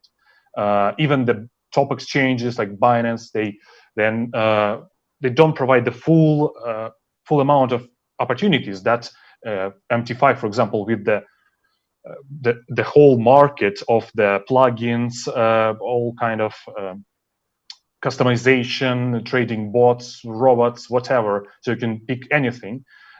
This does not exist on the market, so they are not satisfied with the interfaces as well. So the web interface is not so from the performance perspective, from the plugins perspective, not so good as MT5, of course. And they just got used to this, so they want to keep using the MT5 or MT4, but to trade crypto. So this is the simple solution we provide. Just develop bridges and include this to the Genesis Vision network, because this is the pretty normal part of it, and people use this actively.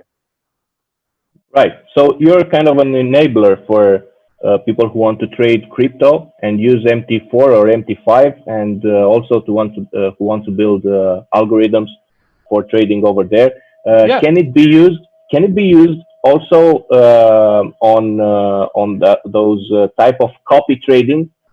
You know, the percentage allocation method, the risk allocation method, and yeah, you know what absolutely. So we have different products in Genesis Vision, and we keep developing them. The platform, the project itself started in 2017. The launch was in 2018, and we keep adding more and more products. Right now, we have both percent allocation money management, like PAM accounts and Forex, but for crypto as well as the asset management product. We also have the copy trading. This aimed to be either utilized on the Genesis Vision, like Genesis Markets account, for example, or you can use the same facilities directly on your Binance account, for example, with the direct integration. So all these products, they are available, and another benefit is that you can use either Genesis Markets, you can use a MetaTrader, or you can trade directly on the exchanges as well, and utilizing this money management or copy trading. All right. So I guess you have some kind of an agreement with the exchanges, right? Right. Where you yeah. can. Oh, okay. Okay. Yeah. So we work as a corporate client with the exchange, and all this liquidity comes through our accounts. Right. Okay. So Adrian, please tell me, do you trade? So you mine cryptocurrency, and how do you trade it? How do you sell it? Do you use like a regular account, a regular exchange account? Usually, as I said earlier, we are a hosting company for Bitcoin miners. So each of our clients will sell the crypto or pay for the mining services from their money. But I will speak from our business account and as a personal account. Until a year ago, we sold crypto anytime we wanted to sell. But as the mining income was really close to the expenses every month, we had to stay to be very careful on the profit. So it's very complicated to select your time when to sell your crypto. And do you plan to use some sort of algorithms to move in at the right time, to sell the crypto on the right time? Yes, we could use some new algorithm, but in our situation, the time to make the profit is very low. I will give an example. After a month is over, you will have like 17 or 10 days to pay the electricity bill. So you will have a window to sell your crypto in 7 and 10 days. And I don't know if you can see this 20, 30 days ahead to sell your crypto, to be in profit, to have money to pay the electricity bill, because the profits are very small in this moment, for example. But in the early years, when I will give an example, you made around $200, $300 per equipment, and you have power electricity around $90, $100 per month, you could use an algorithm to increase your revenue. But at this time, it's very hard. How big and how old is your facility? My facility is 4 year old. 1 year ago, we built one of the biggest facility from Europe, around 63 megawatts per hour, and at the moment we are operating only in with short miners because the revenue is very low. All right. So Dimitri, what do you think about Adrian's way of managing the crypto he mines. And do you think he can see a longer term perspective and use some algorithms to eventually speculate the right price to sell? Yeah, that's very good question. And I actually, when I saw this list, I was very interested to ask this to Adrian, basically, because I'm not really into mining, and I'm really, so that's interesting how you can combine this, because obviously the algorithmic trading itself is a thing, and it exists on crypto market as well. So there are some shortcomings on the market that can be used. There are some trend following algorithms as well, but how this can be like utilized to be even more productive when you mine these coins yourself. So this is very interesting. I have some probably ideas, but they're probably not really like real. So but probably Adrian can tell us more about how this work together and how these both activities, the separate ones, can benefit from each other. Yeah. So regarding this, I would like to ask you both something about the back testing and about the fact that the algorithms um, are maybe using only technical strategies, or maybe you guys should, or we all should start building and using machine learning, using artificial intelligence, and start implementing fundamental factors into algorithms. Is this something that you encountered so far, or does it sound too complicated? I mean, for now. Well, the backtesting and the fundamental analysis, from my perspective, in the cryptocurrency market, the role of it is lower than on traditional market. Anyways, the backtesting, it can be used to check something, but the data sampling in the crypto market, due to the market is young, so the data samples, they are lower, they're smaller, and you can't be sure. So it's you can check it, but it won't guarantee you that your algorithm will perform anyhow similar to the market conditions that will be in future. And the same story with the fundamental analysis. So the market is still vulnerable to other stuff which are not public. The information that trades, it can be manipulated. So I don't think you have to pay like much attention at the moment to this part. So that technical analysis is still more critical, I think, in the algorithmic trading. Yeah. So for someone like Adrian, a technical analysis, it's almost the only solution right now to ensure a longer term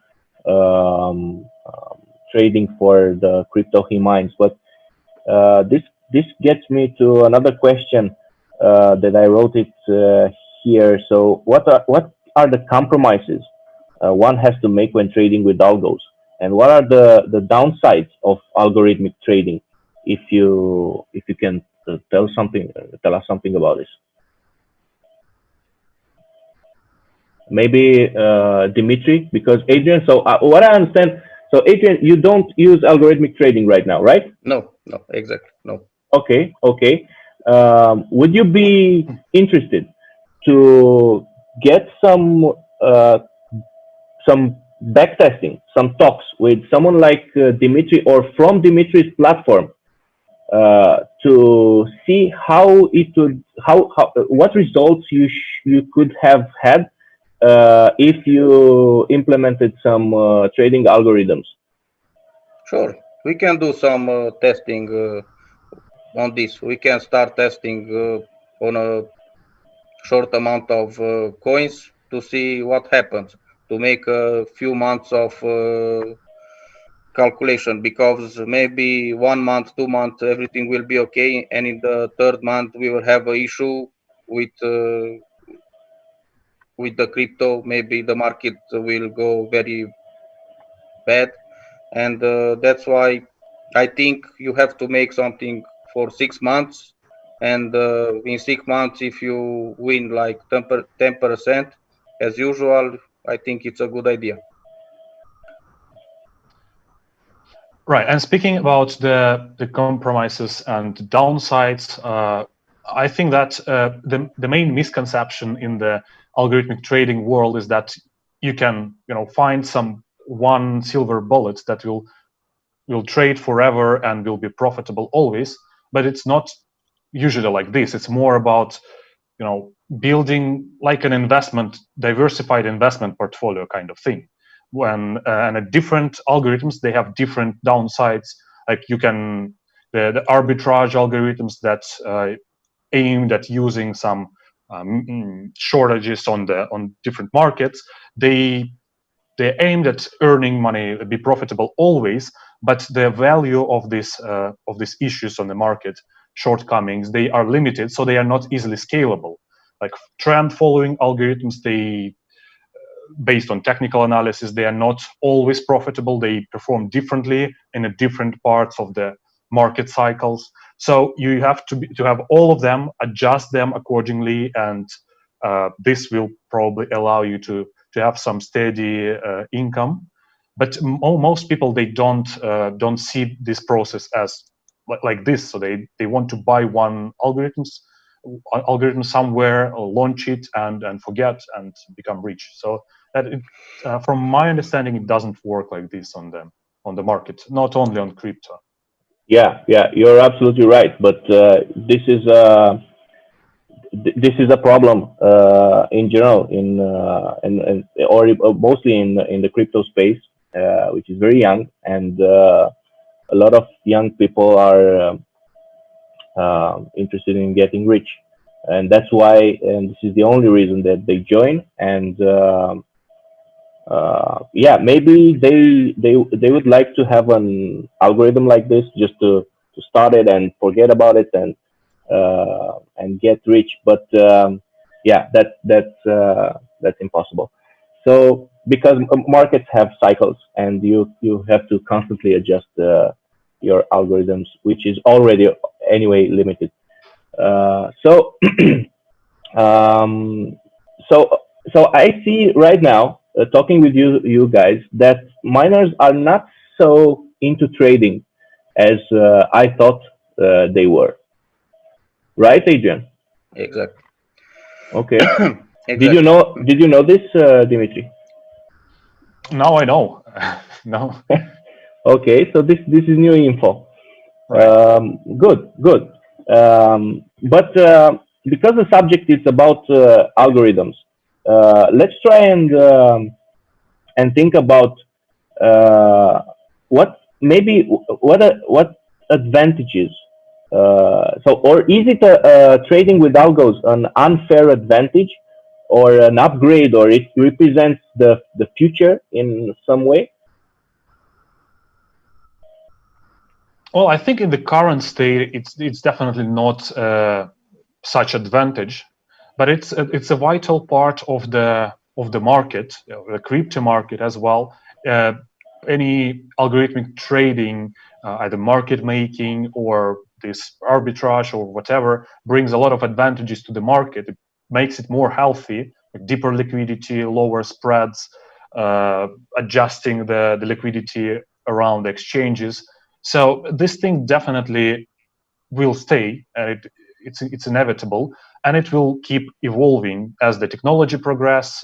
You mentioned the artificial intelligence, stuff like this, probably, and as the market becomes more mature as well, the fundamental analysis becomes a thing in crypto. I think this will evolve, and the role of this algorithmic trading will become more and more important in the market. Yeah, I also think that the fundamental analysis needs a very, very, very long time in the crypto space to become relevant, if ever. And yeah, so market making and arbitrage, right? But what about retail traders that wants to use algorithms to trade their own money, or do algorithms of maybe some investment funds affect the other traders trading their own money in the same market? Because I guess that on very low time frames, they do affect their trading activity. What do you think? Well, looking onto this more long-term perspective, I think that speaking about retail traders, they are in equal positions. Either they trade manually or they use algorithms, because well, both approaches, they can fail in a short term. Both of them can be profitable on some parts of market cycles. So it doesn't really make a big difference on average for a person. I think that's more about, you know, how do you like to do this? Anyways, there are successful traders who trade manually, or they develop their own algorithms and adjust it. It's a lot of work. It's even, I think, more work than you have to perform to trade manually at the moment, because the market is very unstable, and the facilities of the crypto exchanges, they're not unified, as I mentioned already. So it's a lot of work, it's a lot of development, but people like it, and it works to some degree. I think for retail trader, these are probably both approaches at the current state of the technology works around equally. Let's say a retail trader that comes from the forex market or traditional markets, CFDs, trading CFDs on various brokers.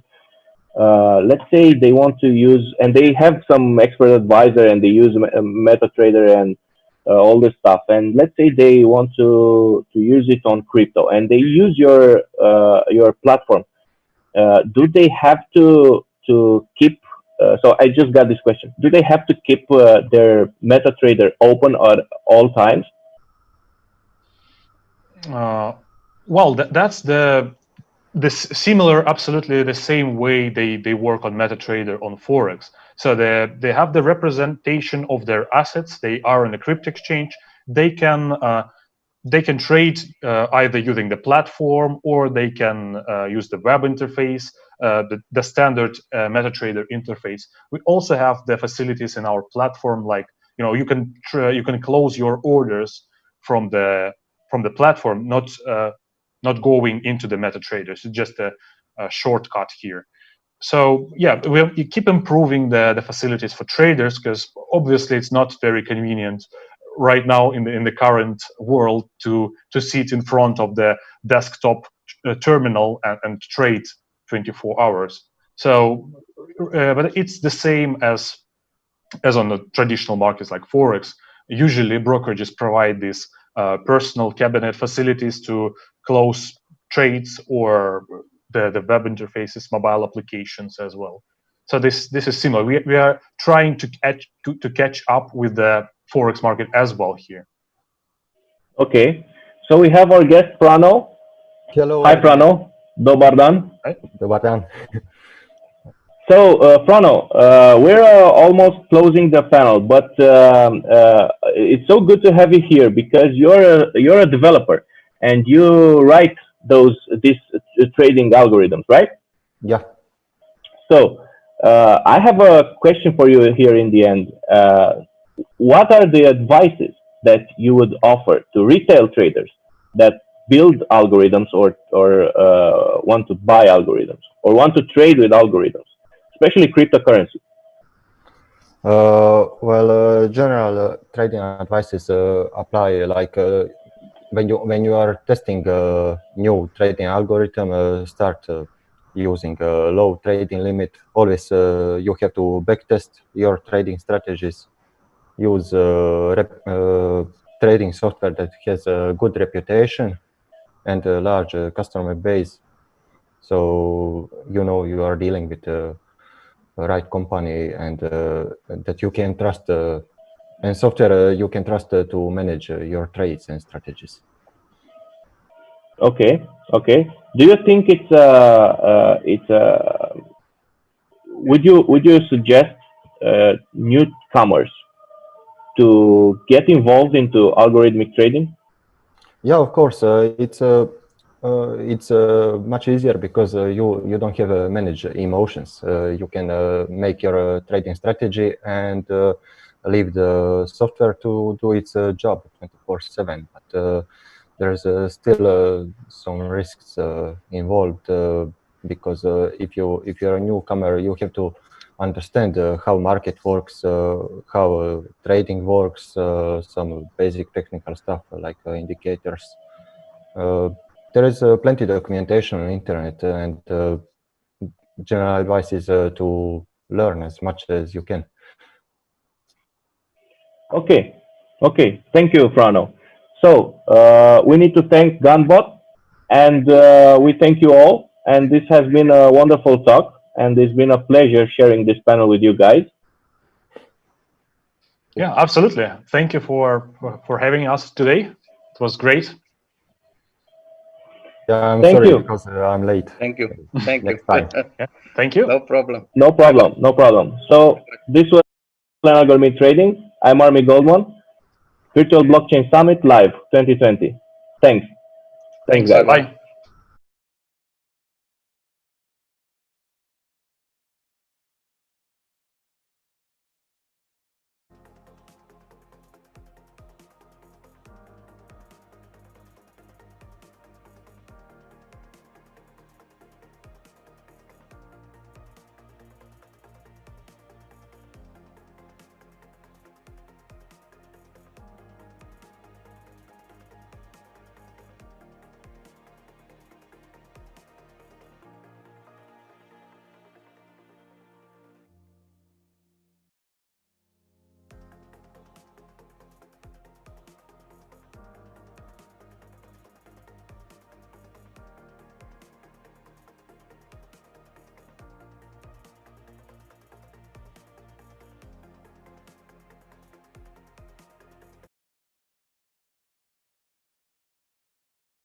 Have you here all? I will start with some brief introduction.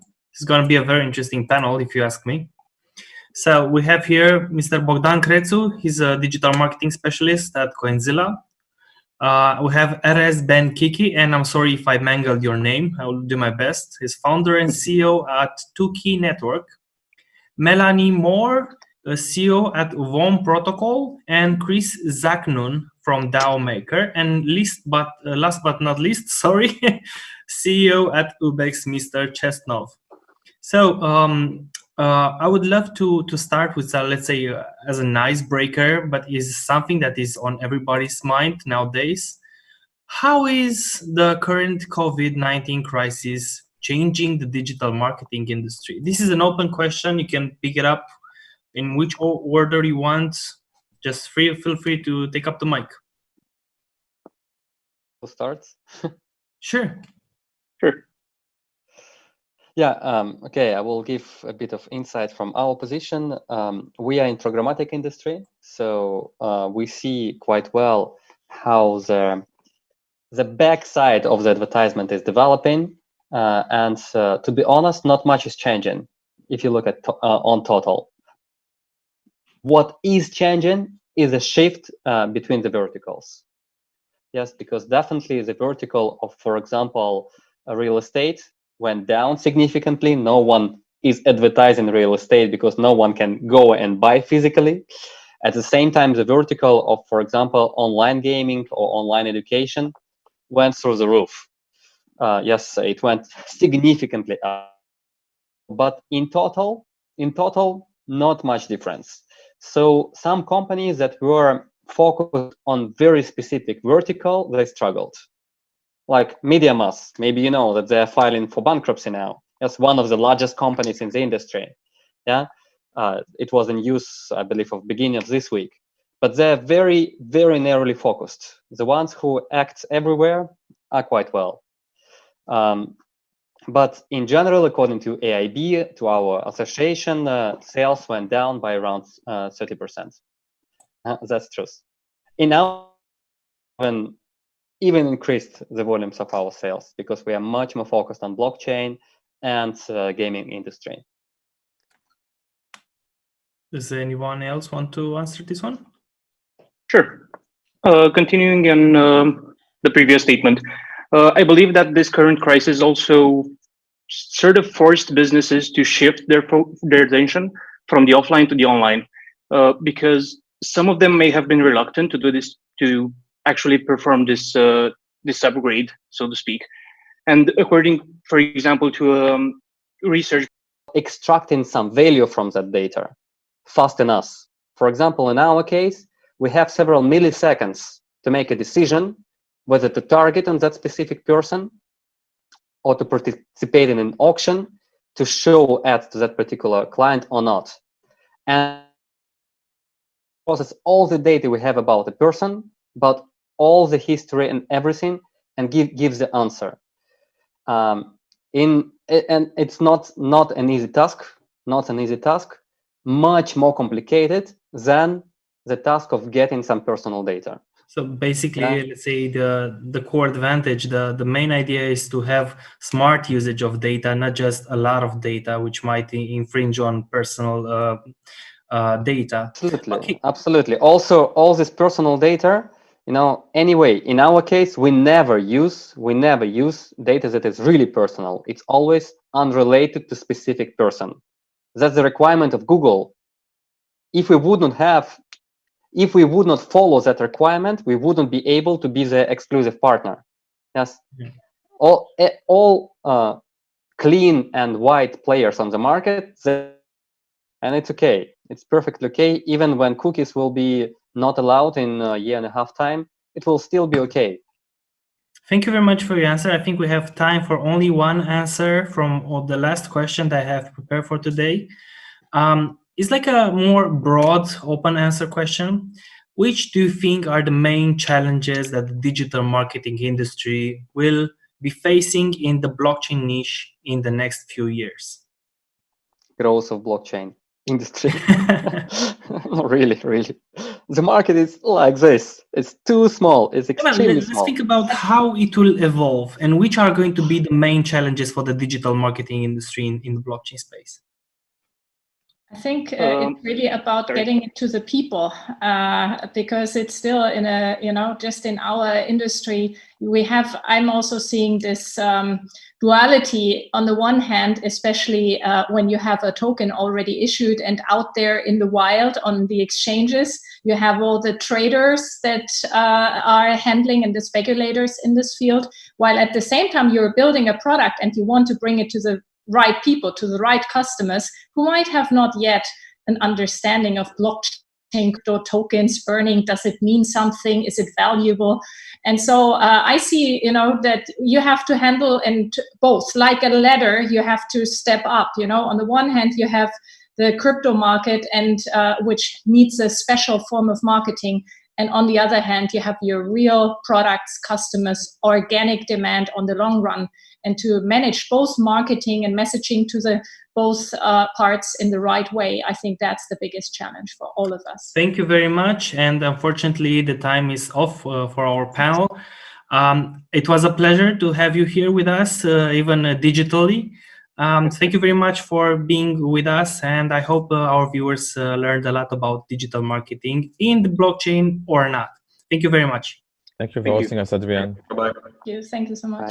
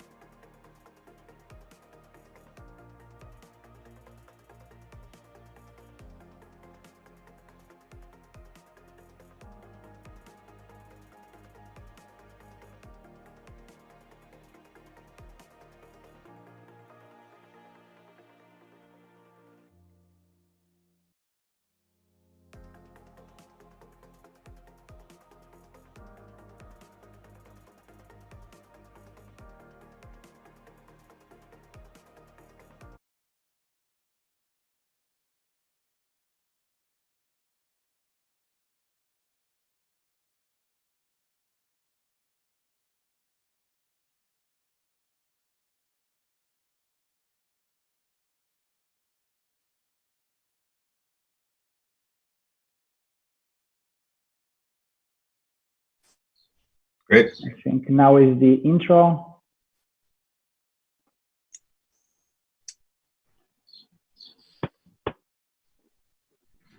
Unfortunately, George has some connections issues.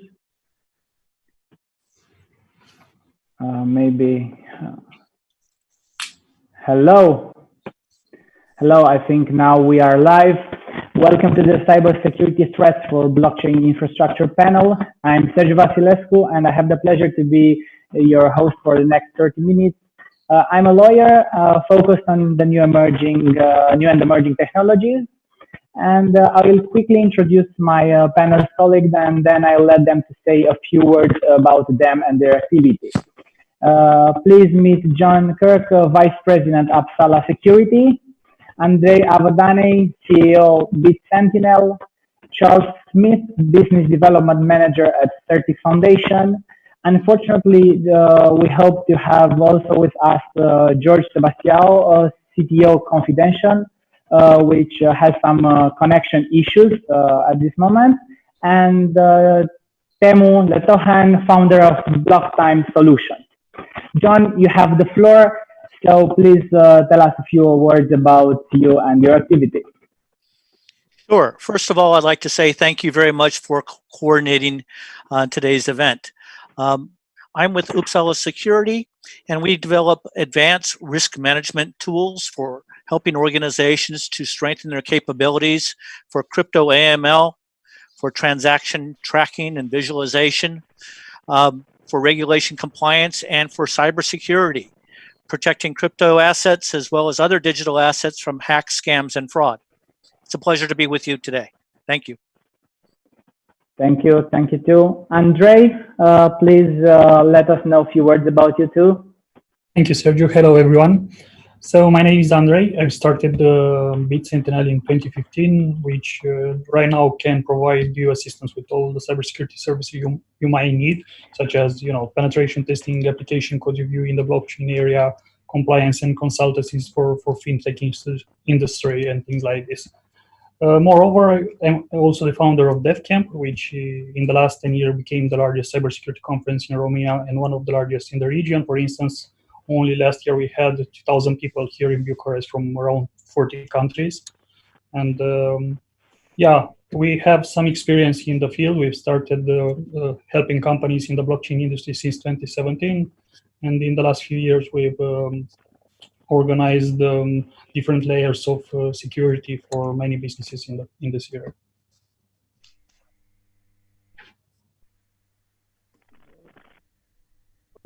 Charles, I think it's your turn. Sure. Hi, I'm Charles. I'm very sorry. It was a connection down here to me. I'm very sorry, Andrei. No worries. No worries. Okay, we good to go. I think we heard you well, Andres. Yeah, I'm Charles, business development manager at Certic. We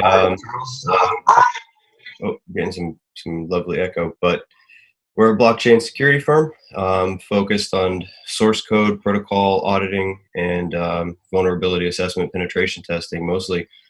We have a research and design side of the team that's building some tools that we'll be putting out into the public, but primarily facing on securing most of the protocols that you see running in the blockchain world today.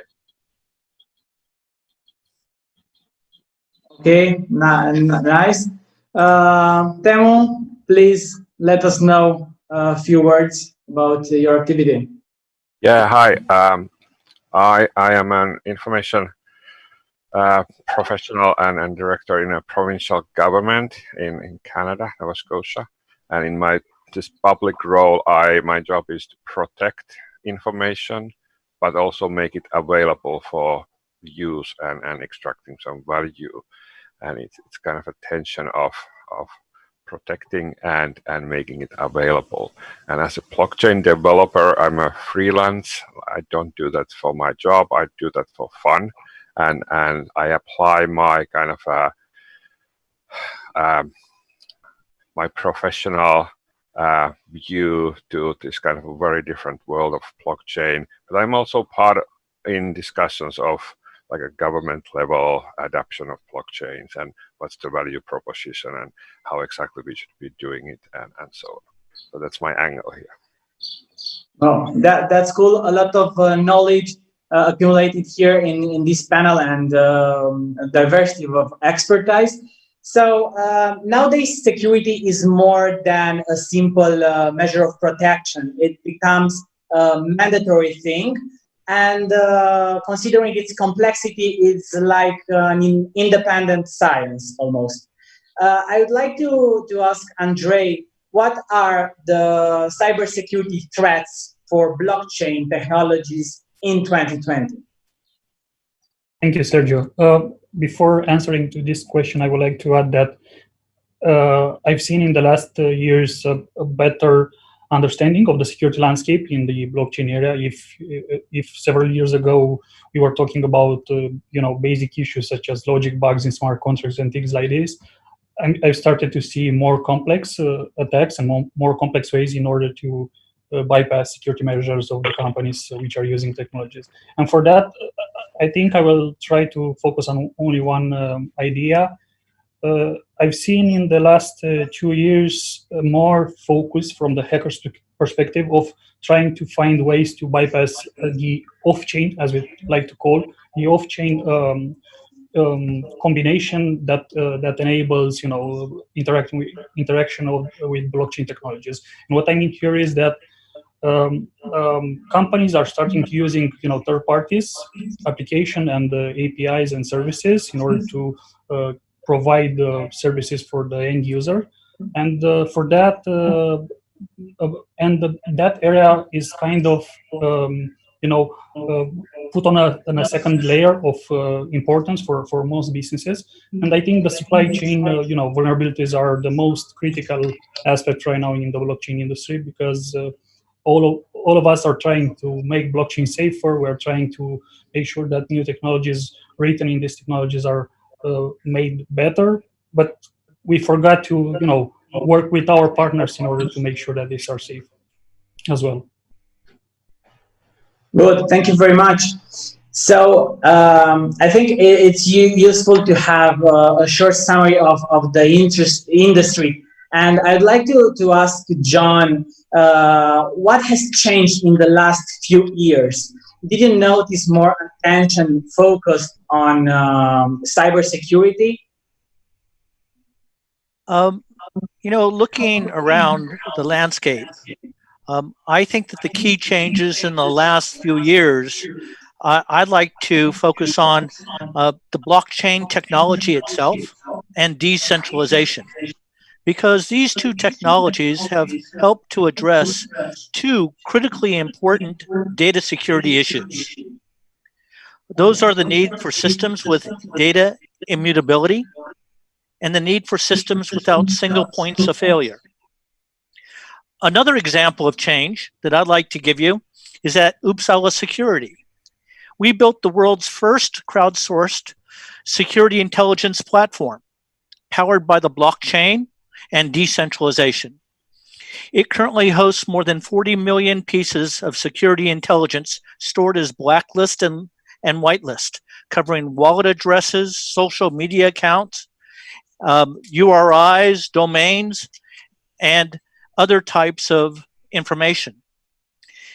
Initially, many people used to think that blockchain transactions were completely anonymous, that they could not be tracked. And this is also a very great change. Now, without doubt, the implementation of effective KYC processes have contributed significantly to making effective transaction tracking possible. Amongst our users, government organizations and corporations, even newspapers, are increasingly interested in tracking blockchain transactions. Hackers are using various measures to counter tracking, like tumbling and mixing and relaying. But now we have tools that we can provide users that can detect and overcome those types of cybersecurity challenges. For example, we have a product called Crypto Analysis Transaction Visualization, CATV for short. It enables our users to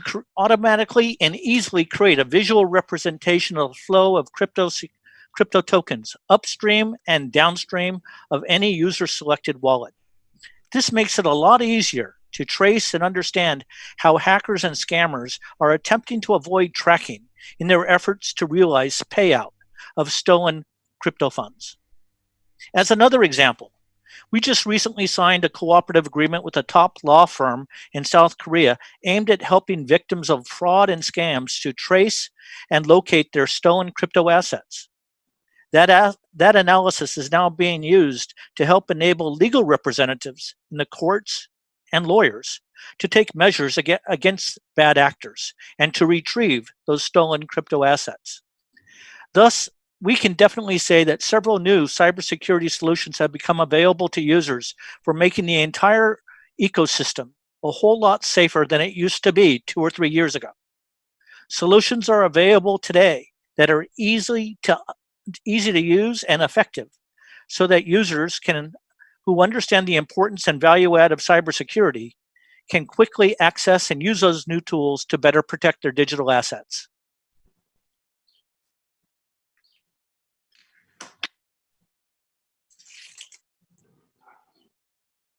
Looks as though you're muted, Serge. I'm not sure if anyone can. Sure. Thank you very much for your answer and for noticing that. You almost touched a few things from my next questions, which is about hacking the hackers. So I would like to ask all of you, what are the another most unique techniques in order to fight cyber criminals and target blockchain technologies? Also, I would like to know your advice for startups, considering that cybersecurity may be an expensive area. When is the moment when they must start to pay attention to cybersecurity? At which level on their timeline? Well, typically in my experience, it's always too late, and we have seen some of that happening. So earlier than you think is the right answer. Yeah, I'd agree with that. And for startups, it's a big cost. Budget's really important. So the best way is to identify the most critical pieces of your system, spend time understanding what the impact on your community, on your technology is. Start there and then work your way out. Create a plan for security from the beginning and move through it in stages, obviously focusing on the most important pieces first. Yeah, what I can add on this is that what I think and what I would recommend to any company is to understand that no one will be 100% safe, and in that matter, you can what you can do in this case is just make the hack attempt more expensive for the hackers and the criminal organization. So you just can introduce different levels of security to your company, to your assets, to your infrastructure, and maybe the attacker will look at other companies, especially when we are talking about blockchain, we are talking about coins and transactions. Yeah, my advice would be, like, when you develop, just develop and don't think too much about that. But then please think about like a base level security measures, like your firewalls on, not too much holes, and then like decent level of basic controls in place whenever you get public, even with your demos or anything. But then hire a professional to take a look and walk through all the vulnerabilities and make an assessment. It will pay, and you will learn also in that exercise. Yeah, I also used to advise my clients that they will pay less at the beginning than later if they take care about their security at the beginning. So I'd like to say that I think that this is a great question, and based on our experience in terms of building Uppsala security from scratch, we found that security became important before we did our ICO, and today what we would call an IEO. But why is that important? Because at that time you really become a target. and you have to protect all of your systems, not only the products that you're developing, but your web page and your network and so forth. But it's at that time that security becomes very, very important. So if you're not thinking about it before you do funding, you are too late. Now, I'd also like to take this opportunity to address Sergiu's first question, and that is, what are some of the more unique techniques for fighting cyber criminals that are targeting blockchain and cryptocurrency, if that's okay? The reason why I think this is a great question is that Uppsala Security just recently won the 2020 Asia Pacific Blockchain and Cryptocurrency Security Technology Innovation Award. And we received that from Frost and Sullivan.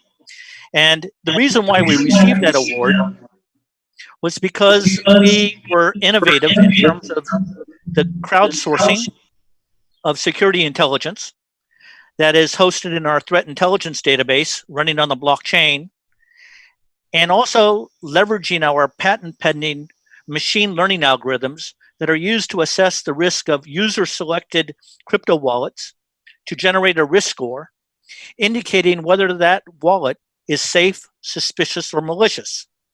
Now, as our first product, when we built that crowdsourced threat intelligence platform, you might say, well, why is that platform so important? What is the value add?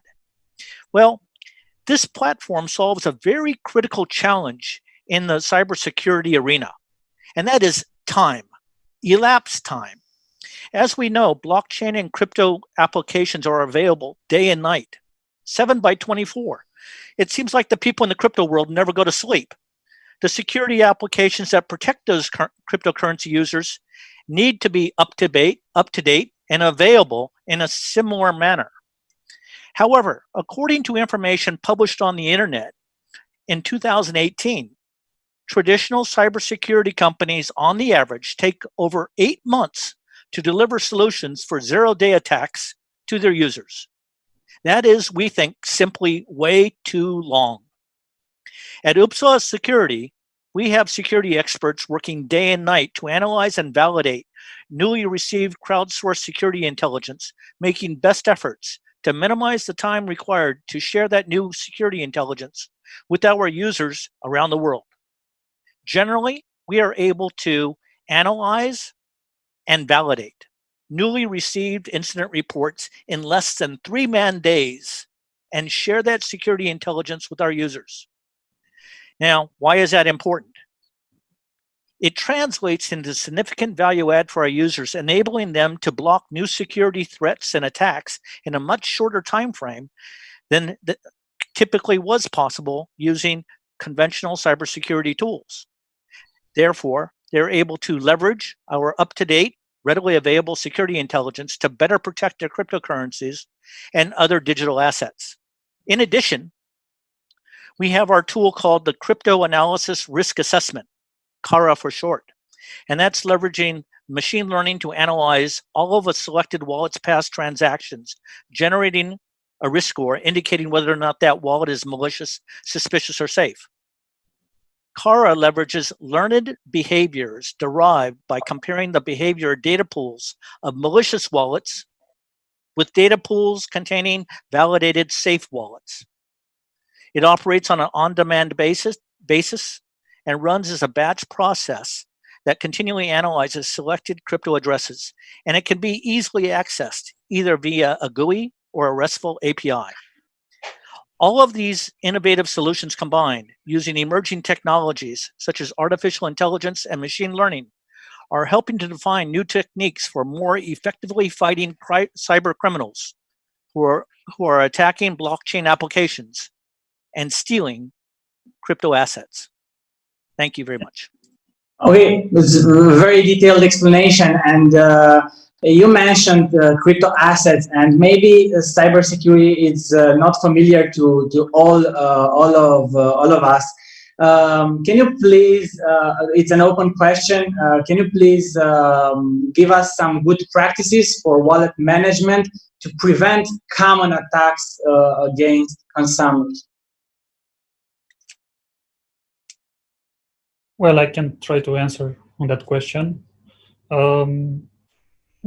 from my point of view, I will try to stick to the basics. Always learn to make backups. Use strong private keys.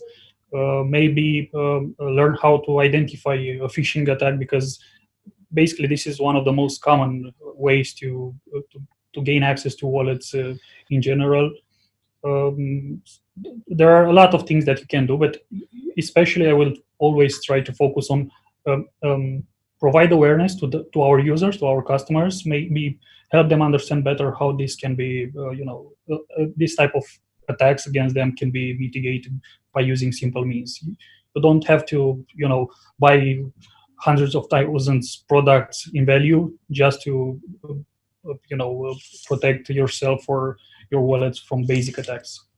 And usually, from what I've learned, most of them are, like more than 80% of the attacks are targeting people, and they try to persuade them in order to share their credentials or maybe make unauthorized transfers of money and things like this. Okay, Charles, you want to add something? Yeah, I kind of wanted to, so that's a really great point on top of wallet management, always going back to the fact that the person is the usually the weakest link in any cybersecurity equation. We're always the ones to make the mistake, whether it's something we've built or an action we take later down the road that doesn't fit with best practice. So I appreciate that point of view. One point that I actually wanted to make comes back to what John was talking about in terms of addressing unique cybersecurity measures against unique attacks in the blockchain space. And as we move forward, and I'll try and keep it brief, but so in our experience at CertIC, we are working on the code level with a number of protocols in the space, right? New financial tools that are being built. They're unique, they're interesting, they're functional, and they have a purpose, right? But they're always growing in complexity. They're always growing in uniqueness. And so what that does is it opens up a world of what we consider to be vulnerabilities or cybersecurity issues outside of inherent bugs and flaws that you're going to find. So you might be able to build a system, get 100% code coverage on all of your testing, have no problems, no vulnerabilities, no bugs in it. But you've built a system that can inherently be gamed or cheated, or it's flawed in the way that it's done. And so you have a lot of really creative people building really creative tools. So that means that there's another section of really creative people figuring out how to break the game theory. And so a lot of our focus is not just what are some of the traditional cybersecurity measures that we take to move through some of the standard practice that should come from InfoSec, that should come from traditional software development. And now what is that curve that blockchain's put on it? What is the curve that that decentralized financial tool that you're using has brought to us? And trying to think outside the box. And as similar with VAPT, the more time you stare at it, the more time you test, you're going to find smaller and smaller nuances. So I think kind of looking at that uniqueness factor is as unique as your protocol or as your tool or as your DeFi tool gets made, there's also just as a unique attack vector that gets built. And so it's around standard of practice and then thinking outside the box to make sure that you're trying to cover holistically what you've built. Okay, but do you think that now the crypto entrepreneurs are aware of the crypto security threats? Do you think that they realize how big is this trend of cyber security, let's say, bugs? No. I mean, look at a traditional trader. I mean, it seems like a pretty secure space, right? And it seems like when you make big asset transfers, everything should go right. If you asked your average trader in the stock market what goes on under the hood, they're not going to have much of an idea. Some of the more advanced ones, some of the guys who are actually involved on the IT side are going to understand, but much less do crypto entrepreneurs understand the inner workings of these systems, right? And so that's a big part of the security. That's a big part of having different platforms that are represented in this group here today. That's a big part of having those code reviews done in place. So people who are on the lay side of security and IT can say, hey, it looks really awesome, it looks really cool, and I want to use it because I'm super into leverage trading. How do I know that it's not broken or it's not going to hurt me? You can have reports, you can have a platform, you can have a security stamp on the side of it that says, hey, it's not your responsibility to know what's under the hood, but it's your responsibility to trust a number of one of the brands in this room today to kind of hold your hand through the process. Thank you. It's also an open question, and if you have something to add on this topic, feel free. You have diversity of projects in your portfolio, so we want to know your opinion.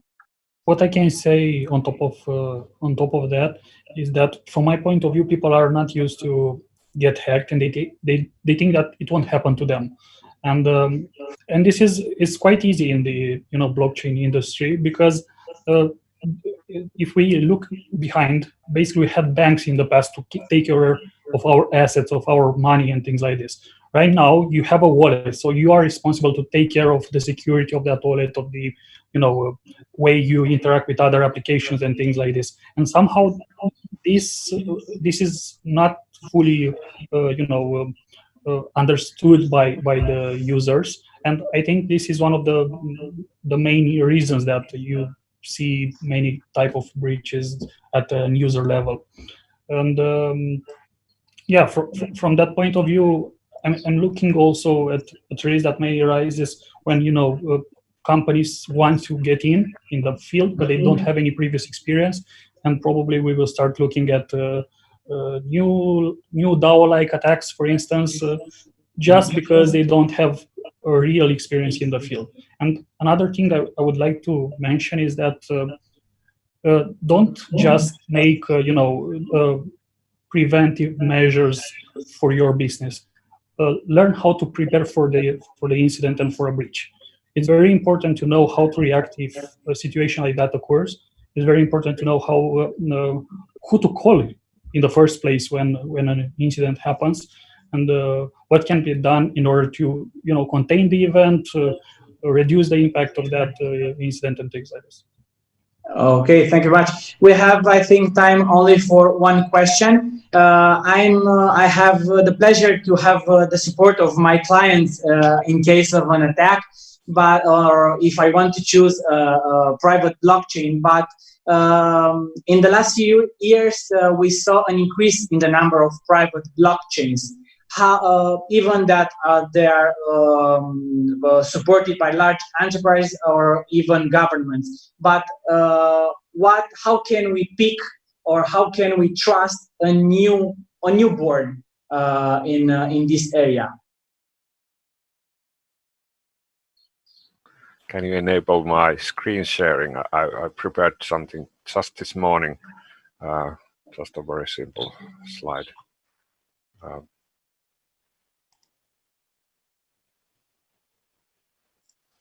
If not, I can still speak about that.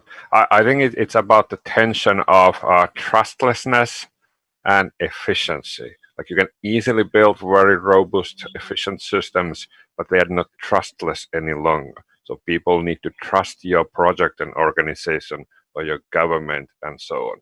And then it becomes a traditional game of building distrust by your brand and your cybersecurity and your legal framework and compliance and identity management and so on. And it won't be very much a blockchain thing any longer after that. And that's kind of my question, how you maintain this foundational ideal of trustlessness while you build trust in your technology and solution without needing to enter into the old game of building a brand and company and everything that's enabled. And that's an interesting one. And that's, in some sense, in a conflict with how governments think, because they think they are responsible and they need to protect and they need to maintain identity and so on. So it's a really narrow space where you can actually find some value in blockchain that's really not to be found in some more traditional solutions. But if you go into that game, you need to take care of everything we just covered here. On the other hand, the ideal of blockchain is some kind of anonymity, and everyone gets to play. And the bad thing is, like, it attracts all kinds of scammers and bad actors, and it's a really kind of a wild west, as we know, and that's where entrepreneurs need to be very much aware of. It's not only a cool idea and user experience, there's way more involved, and that's why it's so exciting. Okay, thank you very much. Unfortunately, we don't have more time. Thank you very much, John, Andre, Charles, and Temu. It was my pleasure to host this panel. Thank you for your knowledge, and I'm sure this is for the audience. I'm sure that if you want to know more, they are available for you. So contact them in private on LinkedIn. See you next time. Thank you. Bye-bye. Thank you, everybody.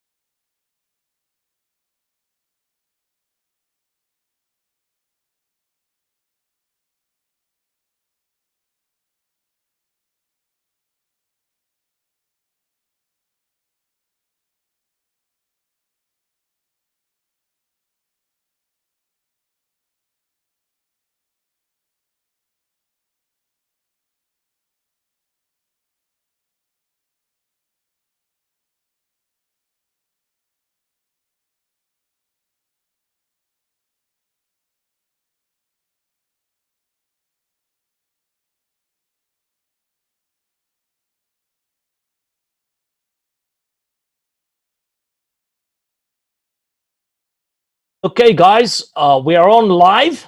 So welcome everybody to this event of VBS talking about real estate and blockchain and how it will impact and how we all see it, whether it's ready, how it will influence people, things like that.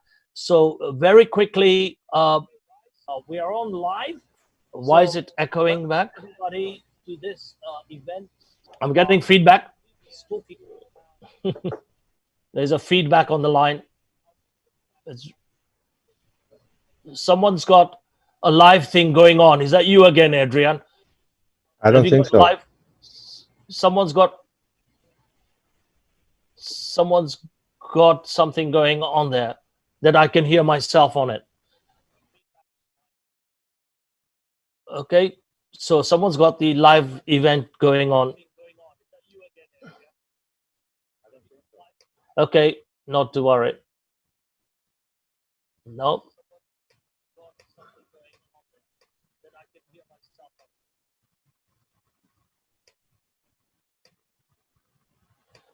Can you hear me, guys? Yes, Adrian? clear. Okay, fine. Yeah. Let's try again. I think it's got cleared out. Okay, so myself, I'll moderate, but also help because I've got like 30 years experience in real estate. And about 5 years ago, I started doing a real estate blockchain project, and I delayed it for many reasons, but I won't go into that now. So if everyone can just quickly, 1 minute, the strategy or the way we'd like to handle this session is not to give too much of a big sales pitch, because I saw a previous presenter who was just reading his company pitch. So please try and avoid reading company pitches, and let's get down to real content and give value to the audience. Adrian, go for it. You're first. Well, hello, everybody. Thanks, Muro. It's a pleasure and delight to be here in this panel. I'm joining you now from Calgary, from Canada, and happy to answer any questions that you might have. Go directly into probably the topic of the question that has to do with real estate investments and crowdfunding. And I would probably even open it up to go beyond that with the entire real estate ecosystem. Absolutely. That we'll be happy to answer any questions you might have. Absolutely. That's where we want to go as well. Right. You saw the questions I'd sent on the email. Who's next? Damian? Hello, everyone. My name is Damien Fontanier. I represent Tokeny, the leading European tokenization platform. I support business development for France, UK, and Italy. And Tokeny provides issuers for the issuance and management of security token in a fully compliant way. We are very active in the field of real estate. We have had several projects, and I'll be very happy to discuss with you past examples and future projects of real estate and tokenization. Okay, great. Thank you, Damian. Who else have we got? Claudio, Artem, and Jesus has switched off. Hello, Artem? everybody. My name is Artem Trofimenko. By the way, we don't have video for you and Damian. Yeah? Yes, So- yes. I will explain why. I'm Okay, here not a problem. Not in a speaker capacity today. Today, I'm only as a support function. Okay. And I am actually we're working to get another speaker on board of this panel right now. I'm just coordinating these things. So, Okay, in that case, Adrian, me, and Damian can carry on. Just to apologize on behalf of George Sebastio, he's having some transmission problems out in Bahrain, but I'm an advisor to his real estate project, which is one of the few projects he's involved in. I'll let him explain it in some detail when he's here, if he joins us. So, Adrian, let's kick off with you. I mean, what do you think? Do you think there are small challenges on blockchain? Because you mentioned, the ecosystem, and I fully agree it. As I said, 5 years ago, I'd started this, and 2 years ago, I dropped my whole e-property wealth ecosystem that I was building for many reasons. But where do you see the role of blockchain and the role of this whole ecosystem with crypto as well as blockchain for the investment community? Where do you see it? And Well, take it as wild as possible, because we need to disrupt this market. 250 trillion market, okay? Yeah, that's a huge market. So in comparison, looking up at the coin market cap the other day, I think it was like about 250 billion. So just about 1,000 times higher it is by far the largest asset class in the world. Trillion, not billion. Sorry yeah, to correct you. No, no need to correct me. Is that I was mentioning that the coin market cap, the entire crypto market, would be in a 250 billion, while the real estate asset market class, it's in the 250 trillion. That's just about 1,000 times higher. It is quite big. And you know, from an age standpoint, I think that this particular asset class caters more to people that are probably 30, 40, 50 years older, 60 years older, and so on. It's more stable. That particular age group in this moment has not penetrated heavily into the cryptocurrency. So from an ecosystem standpoint, the opportunities are huge. Absolutely. If we talk only about title fraud, which is a huge cost for people that are transacting in the real estate, preventing the deed and counter fraud will be probably one of the best case scenarios. The decentralization of multiple listing systems, tokenization of those local multiple listing systems probably would be also another one. Crowdfunding investment, it's picking up a lot of speed. So I understood that you're advising George on this. So I would assume that one of the current use case scenarios, and most likely done also by Damian at Tokeny, is to tokenize the assets, that ultimately lead to faster and easier transfer. So opportunities are tremendous. Mortgage fraud, just to mention another one, the ability to tap into mortgage insurance is just limitless. But to come to this, to come to the point where actually the whole thing will start making sense, I would throw in the idea that eventually, at one point, it might be useful that the actual title, the actual deed, could be represented by a token. Could be represented by a token that has behind it a smart contract, because property goes beyond the transfer of the title when we look at it, and this will be probably somewhat easier compared to other applications. It has to do with surface rights. If we would go, for example, into mineral rights, the whole thing is becoming even more and more complicated. But for surface rights, obviously, you talk about encumbrances, you talk about right of ways. So the ability to have clarity and purchase and transfer that particular title and understand if there is cloud or no cloud onto it, I think that's something that it's worth pursuing. Yeah, I mean, I agree. So before we involve Damian or Jesus, someone, so my view, as I said 5 years ago when I started, the big challenges I had, it's okay. You can take a building and tokenize it. This is not new.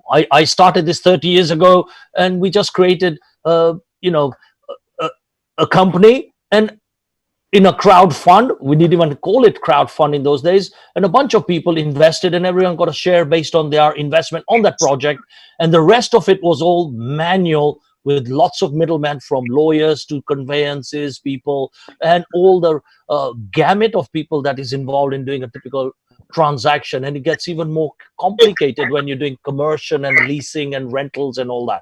So my view and my stumbling challenges at the time, and I'd like to hear from Damian, is, okay, you can do it, but it is still not automated. The amount of trust on-chain and off-chain, these are the big challenges that is stopping this biggest market. 250 trillion is not a joke, is stopping it from really getting the maximum amount of blockchain with APIs into lawyers, conveyancing people, title deeds, payments, banks, mortgages, all these kind of people to come into a single integrated client-focused need. And then, investment and the return of investment, how it's done. That ecosystem, I do not see as an easy thing to do on-chain and off-chain in a good, happy media. So Damian, if you have some solution or experiences along that, I think the users would love to hear about that. Yes, thank you very much for your comments, both of you. Yeah, it's true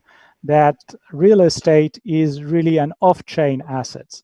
Correct. And so then to digitize it, sometimes there are regulated functions that are performed by intermediaries. So the challenge is really to bring these infrastructures to all the stakeholders so that they can participate, join the ecosystem, bring their competence, bring their network, bring the volumes, bring the clients in order to really put this industry, the real estate industry, into the blockchain.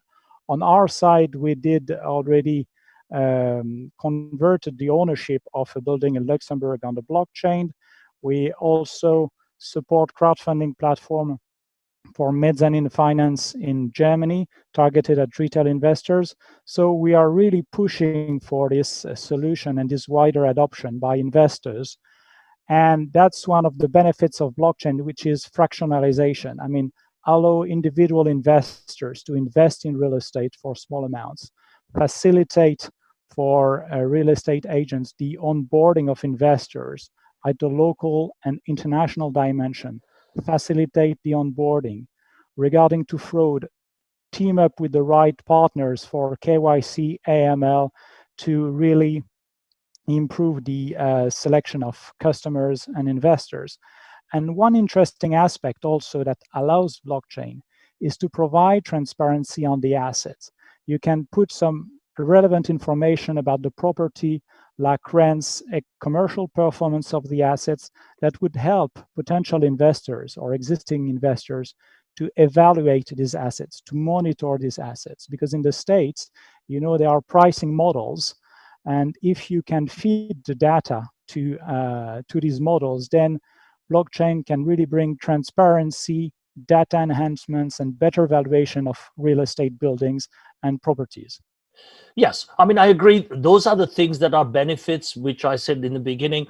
There are hundreds and thousands of benefits cutting the REITs of this world, you know, and the big banks and all these people, because you could even eventually do peer-to-peer loans right the way through to sharing, whether it's rent or a buy, sell, flip scenario, or if it's just a simple buy, own, and subletting through HMO types of scenarios. The point I'm trying to make is I don't see that solution, and that's why I dropped it 2 years ago, because there's a lot of off-chain people, and you touched on it, who don't allow it to happen purely because of, I don't know, control, for one of better words, especially from the large funds and the banking fraternity. Jesus, I see you're back on. So can you add to any of this in your experience or solution that you might know that exists out there for this whole ecosystem to happen? Who, me? Yes. I'm sorry. I have a bad connection, and Yeah, I it didn't sounds hear like it. We can go to the next. Yeah, please. Okay. Sorry. So can you hear me now? Yeah. Okay. So the point was, based on what you've heard so far, have you got any personal experiences of where this ecosystem has started, be it through APIs, through all the stakeholders, to actually make that happen? I wish I could show my screen just now with my infrastructure ecosystem, but let's just run with it.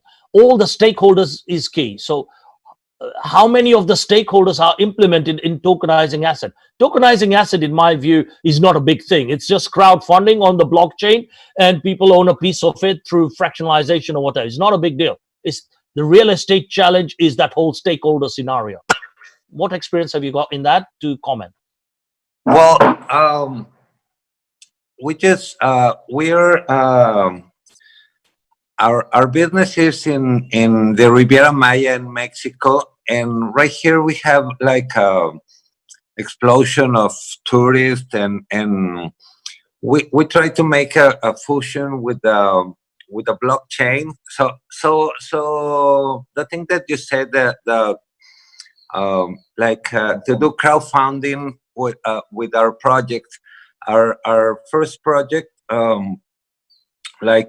is we care about the we have a social care, so we give away a house every condo that we sell, stuff like that.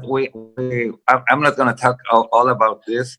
Yeah, okay, but those are point selection. What I'm trying to talk about is that whole ecosystem that Adrian and me were talking about to make this happen. So you don't.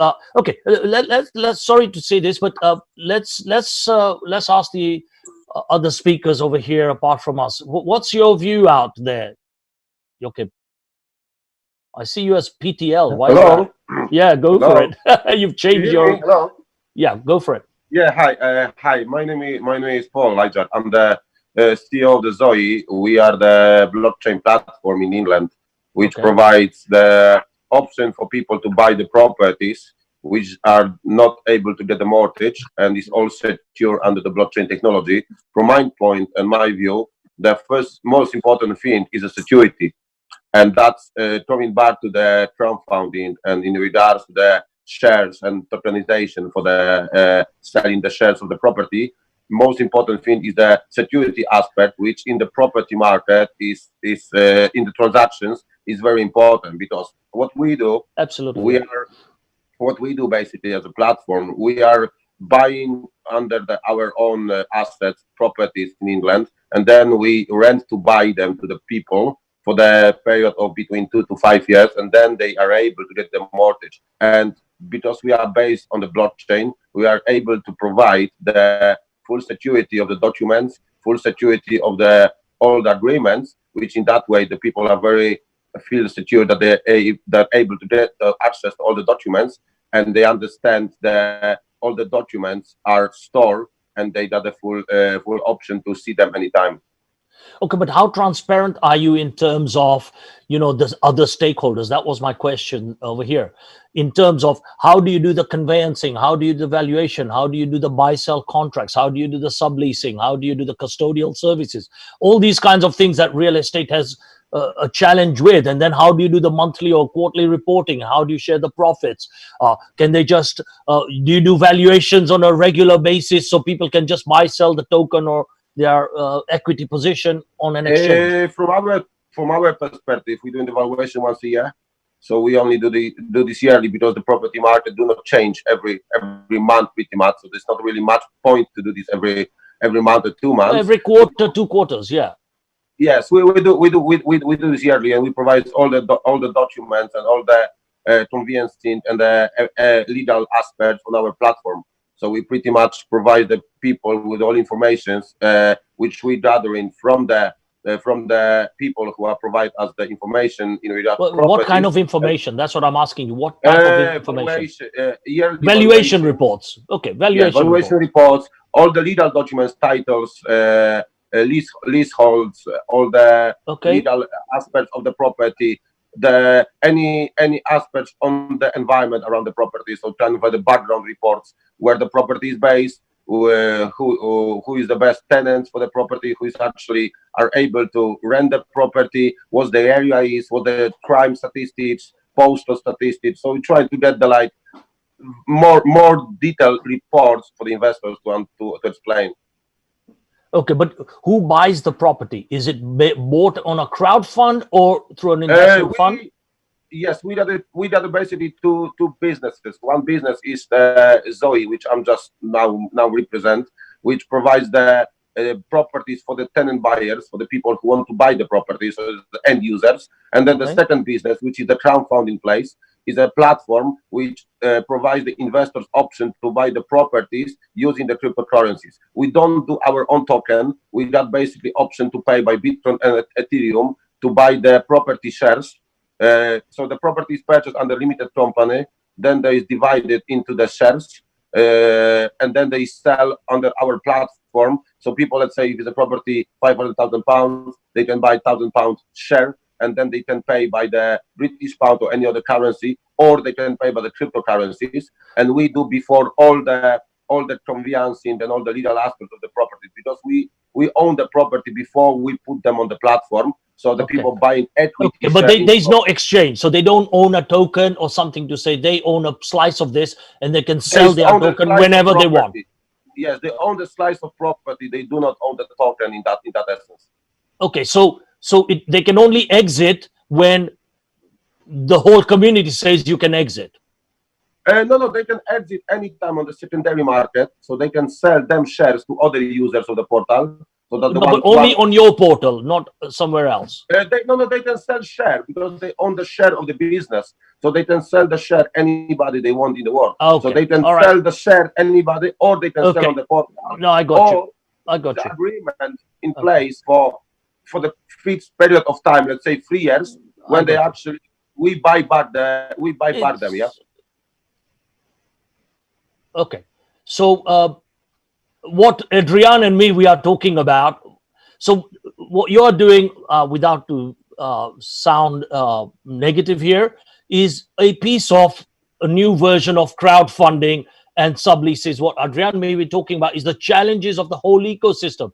Why isn't it taking off? Because of, coming back to it, and I think Damian agreed as well, the off-chain elements of it are very, very tough to address. So are there any solutions out there to do that? I don't know, maybe not through APIs, but some collaborative ways. Can this panel say, wouldn't it be nice to do a property-based collaborative API and standards for doing real estate? That's where I'm going to. Damian, do you want to add something, or Adrian? Yeah, I think it's a good question, Muru. Is it possible? Yes, it is possible. The question is it probable? So when I look, for example, at the collaborative, you mentioned the collaborative type of systems. Here in North America, we have what is called MLS, multiple listing systems, and the profession itself of the brokerage is regulated. In Europe, such MLS systems do not exist in many countries, and the profession is not regulated. So that's huge. There are huge differences, and the MLS obviously solves a lot of issues, but in areas where this MLS does not exist, there are a lot of companies that are coming, probably from a marketing perspective, to accumulate and aggregate as much data as possible, because from a buyer standpoint, you want to service the buyer's need, and that is that you would like to have access to every single property available on the market with all the parameters and be able to execute an algorithm or simply pick and choose the one that best fits you and your budget. So it is a tremendous advantage for any type of company that is able to aggregate. And I think that this is a huge promise. And the way I see this happening is eventually, and this is happening pretty much by conquering every single market. It's not happening by accommodation or by creating some sort of relationship, because everybody wants to protect the nest egg that they have, and they want to ensure that the flow of information continues to go and flow through them. In the same time, when you look at our very event was tokenized, and then every single speaker and every single participant becomes an owner. So I think that the right solution here is eventually a platform that is flexible enough at the global level, that is interoperable to allocate and accommodate all those flavors that have regulations, they don't have regulations, as well as the ways and means of transacting this information. Combined with the fact that at a certain point in time, you got to have a T0 moment where you want to bring online all the records, because that is the true promise, to be able at a finger tap to see if the title is it's clouded or not. Yeah. And for that to happen, it has to be a T0 moment where all those records are being brought online. And that is the real value that currently the entire legal system has to go, probably even through microfilms. That it's insane in today's day and age, where every single asset is being purchased, but real estate is not going to be purchased for some time until these solutions are being kept.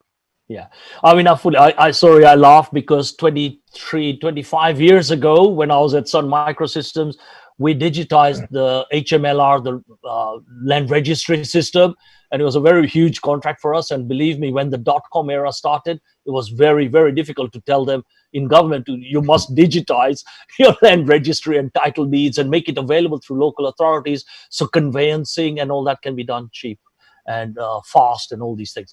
I'd like to get you back in here, Jesus. Can you hear me? Your mic was yes. I'm sorry. Yeah, your mic was bit. So, what's your view in how you see this collaborative way of working, or what's your view on some of the comments you've heard? Well, I unfortunately, I heard just a little bit because I have really bad connection. Yeah, I can hear that. There's quite a bad connection. We can't hear you on and off, things like that. But let's give it another try. Okay. Well, I don't hear most of the pretty interested comments. But like we're trying to do a fusion right here in Mexico, in the Riviera Maya on the Caribbean, with the blockchain and the real estate. The real estate is real hot right here. So I'm mixing with this technology, so it could be affordable for everyone, and to be a part of the return of investment, that it's really good to invest right here. Sorry about my English; it's my second language and it's not that good. I'm not nervous. The thing is, I have really trouble. Okay, just say what you have to say. Yeah. So you are saying that make it affordable in Mexico. No, it's not only Mexico. You know, I gave an example 5 years ago. I tried to do in UK, because an average person today cannot have the money to invest £1,000, as we've said on the panel, and we need to bring this down to that level. Why should you go to a REIT or a fund to do this?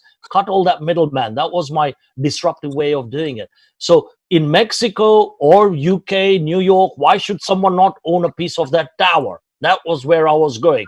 Yeah. So in Mexico or wherever in the world, it's a challenge. So what are you doing over there that is a challenge? Well, the challenge is that, well, at least right here, this what I'm trying to do is new. Is I can't see some other guys to see an example. You know, I'm creating this type of business, at least right here, and well, you know, the laws and there is a lot of challenge on making this what I'm trying to doing is like I do like a condo hotel with restaurants, with like a shopping center, and it's all one unit that is going to divide on all the tokens owners, right? And it's like when you own just an apartment right here, and you put it in a platform like Airbnb, stuff like that, you get like from 8 to 15% of return of your investment. But when I'm trying to do is I do the whole thing, the restaurants, the whole unit, and it's gonna be like well, I expect it to be like way more profitable. You know, I cannot tell you exactly because it's never done. At least right here. Yeah, I mean, what you should do is just hook up to other parts of the world and see what other people are doing and take small examples before you go and take on the elephant, because this is not doing a payment system or a fintech wallet or an exchange.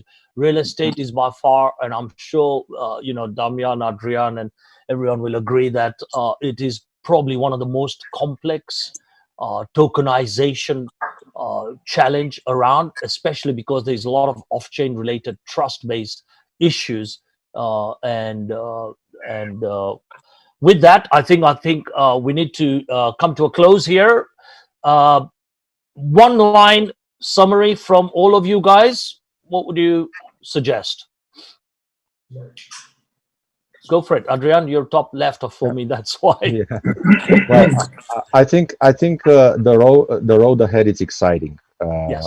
And what I can advise here is that whoever is in this moment picking up projects that are truly catering to resolve the inefficiencies and the entire ecosystem, I think is going to write the book for the next generation and how these things are going to evolve. But certainly we are at the very, very first step, and certainly we're looking forward for that T0 moment where I think we are there for T0. We're already there for T0. There's loads and loads of tokenizing building projects, around the world. Yeah, but for those projects, Moro, I look at them as real estate projects that are in a way packaged into a marketing concept. Correct. That is using blockchain as a novelty until it's a true delivery of of value. Absolutely agree. I mean, I call it the glossed up crowdfunding using blockchain as a as a theme. Anyway, comments from everyone, one-liners. What I would say, I will be saying that basically the most important thing for the future in regards to the properties is the standardization on the blockchain, because every country has a different property legal system. Absolutely. And there needs to be something like the one book, rules book, where if the people want to use a blockchain technology in the property transactions or real estate transactions, there needs to be one book which actually standardized across the whole world how this transaction needs to be done, what the elements needs to be provided, what the security needs to be provided, and what the question needs to be answered before any transaction is logged into the blockchain. Yeah, very, so very that's my important. view. Yeah? No, very important point. And by the way, you called it book. I called it my ecosystem blueprint, which I did start writing. Yeah, which I did start writing, including all the stakeholders, and I got 32 stakeholders, by the way. And then I looked at smart contracts, because there's only a handful of, I'd say, 100 legal contracts, and the lawyers make a lot of money. And I'll call them out because there's only so many ways you can do buy-sell contracts or rent lease or whatever. And they just play around with the words, change a few things, and charge everybody a fortune. And then there's the same way of earning money and same way of doing banking. So I fully agree what you're saying. That blueprint, unfortunately, in every country is slightly different, because the lawyers, I guess, are one of the challenges that is stopping all of this. And I'm talking to a law firm just now to even say, why don't you just do a law firm smart contract repository? Anyway. Jesus, final comments. Yeah, but I think this technology is the future, and real estate is like a really secure business. So the combination, I think, is going to be really good. It's hard, but with the right people, we can make it happen. And I'm pretty sure that's going to be the thing. Thank you. Very hopefully kind of way. All right. Thank you very much, guys. My time is up, unless the organizer says we can continue, because I can speak about this for days and months. If anyone from the organizers listening, have we got time? Can we continue? Okay, so we are done. Yep, I've got a no. Thank you, everybody, for your time. Thank you. Hope that was useful. Anyone, just connect up with me. If you need any help, let me know. All right. Thank you very much. Thank you.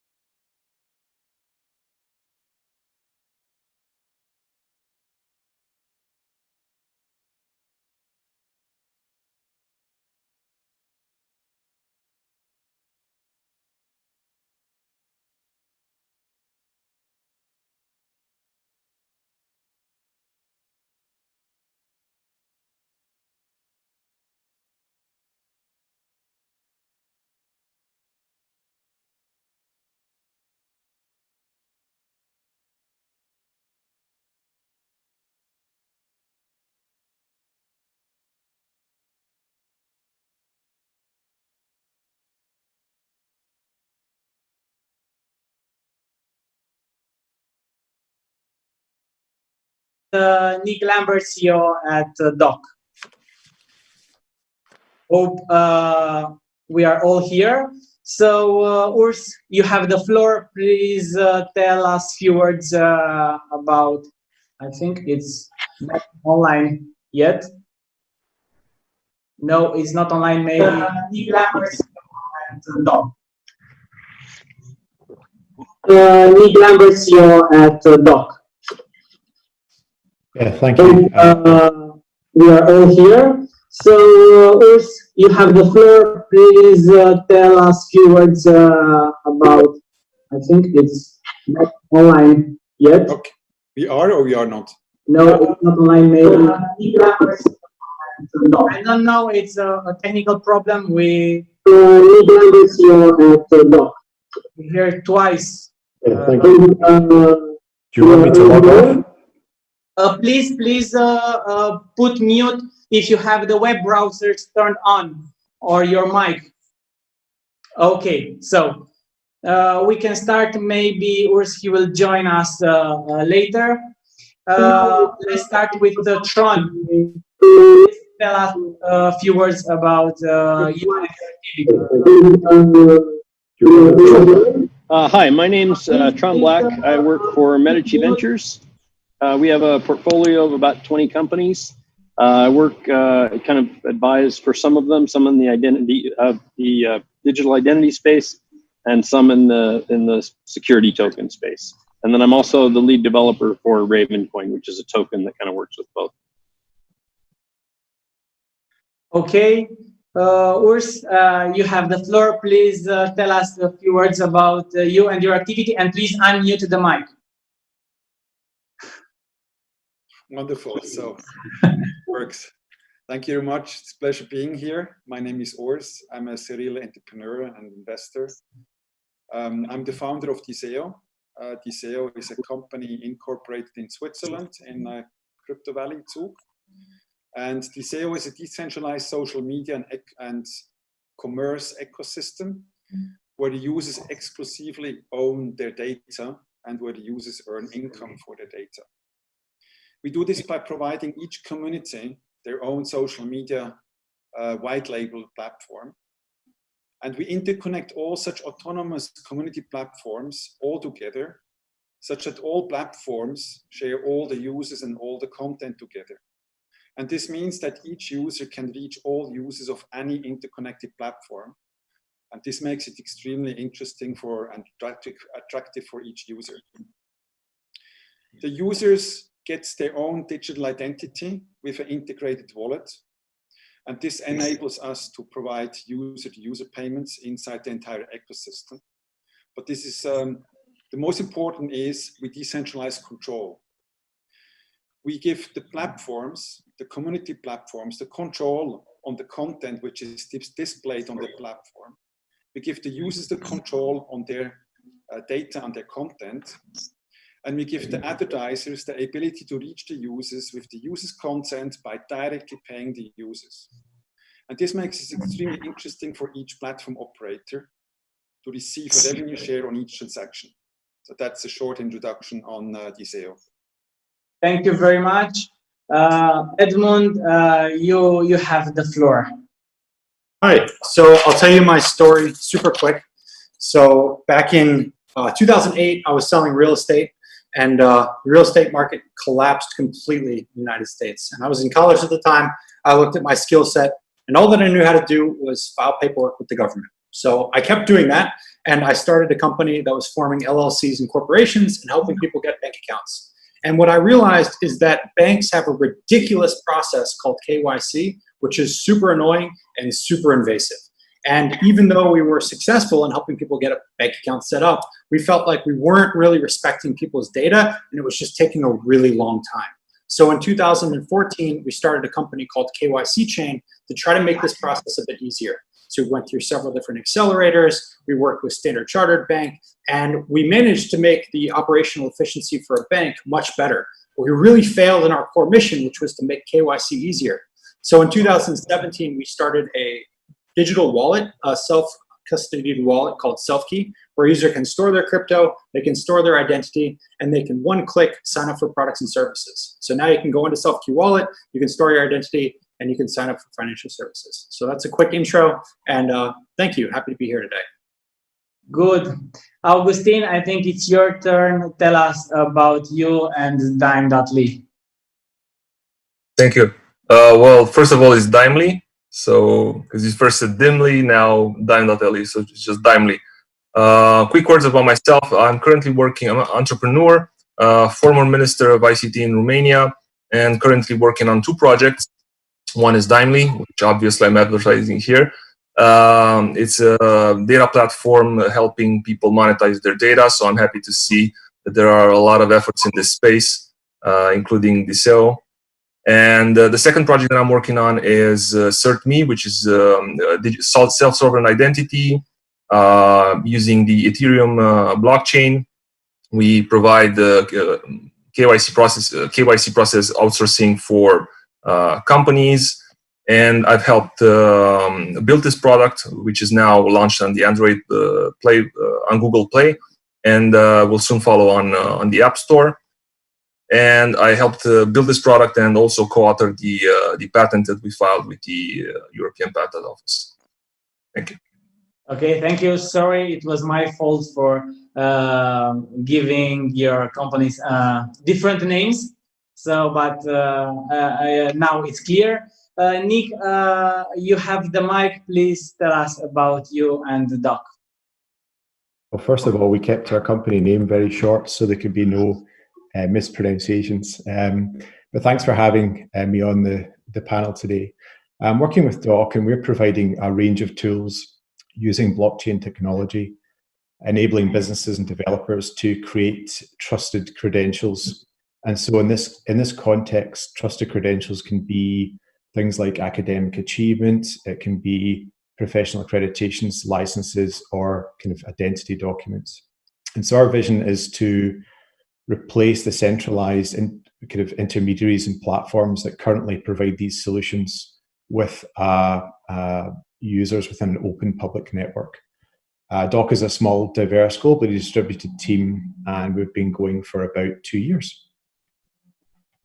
Okay, thank you. Digital identity in general is a volcano subject. And nowadays we are online more than ever with no borders and sometimes with no rules. And most of the time our money are involved. So I would like to ask Edmund, how is decentralized identity useful in the context of an online marketplace? Yeah, so when you think about some of the biggest companies that exist on the internet today, right? Amazon, they're Airbnb, right? These guys are marketplaces inherently, right? They're trying to connect one side of demand to another side of supply. And when you think about blockchain as an enabling technology, there's a few different components that unlock certain value for a marketplace that was never possible before. So let's just start at the top, right? Escrow can be done with fiat currency, but with cryptocurrency, it's so much easier, it's so much cheaper, and really allows and unlocks things like micropayments, right? So previously, you need to have a certain charge that goes through on a credit card for it to make sense for marketplace. Now you can do really, really low value products and services.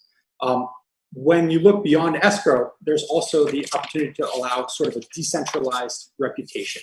So typically these platforms like Airbnb, like Amazon, are really controlling and locking down the identity and the reputation of their buyers and sellers within one platform.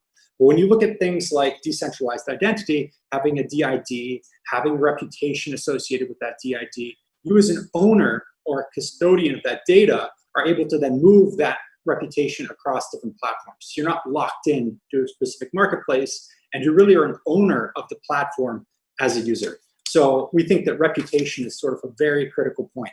And beyond just a normal reputation where you have kind of like a star or like a rating, you can do things with smart contracts like stake a reputation. So in Selfkey, one of the things that you can do is stake your reputation, and that allows other people within the network to trust you, but also dispute if you act in not the best interest of the network. So you could actually have a decentralized arbitration that is a kind of result of something bad happening in the network. And this happens with PayPal, but with PayPal, sort of this centralized arbitration, right? So just giving examples of kind of Internet 1.0, 2.0, and now what we're seeing in Internet 3.0.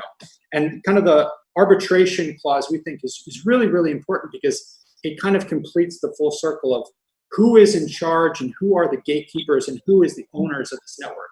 What we think is going to happen with blockchain and decentralized networks is really that the users become the owners of the network.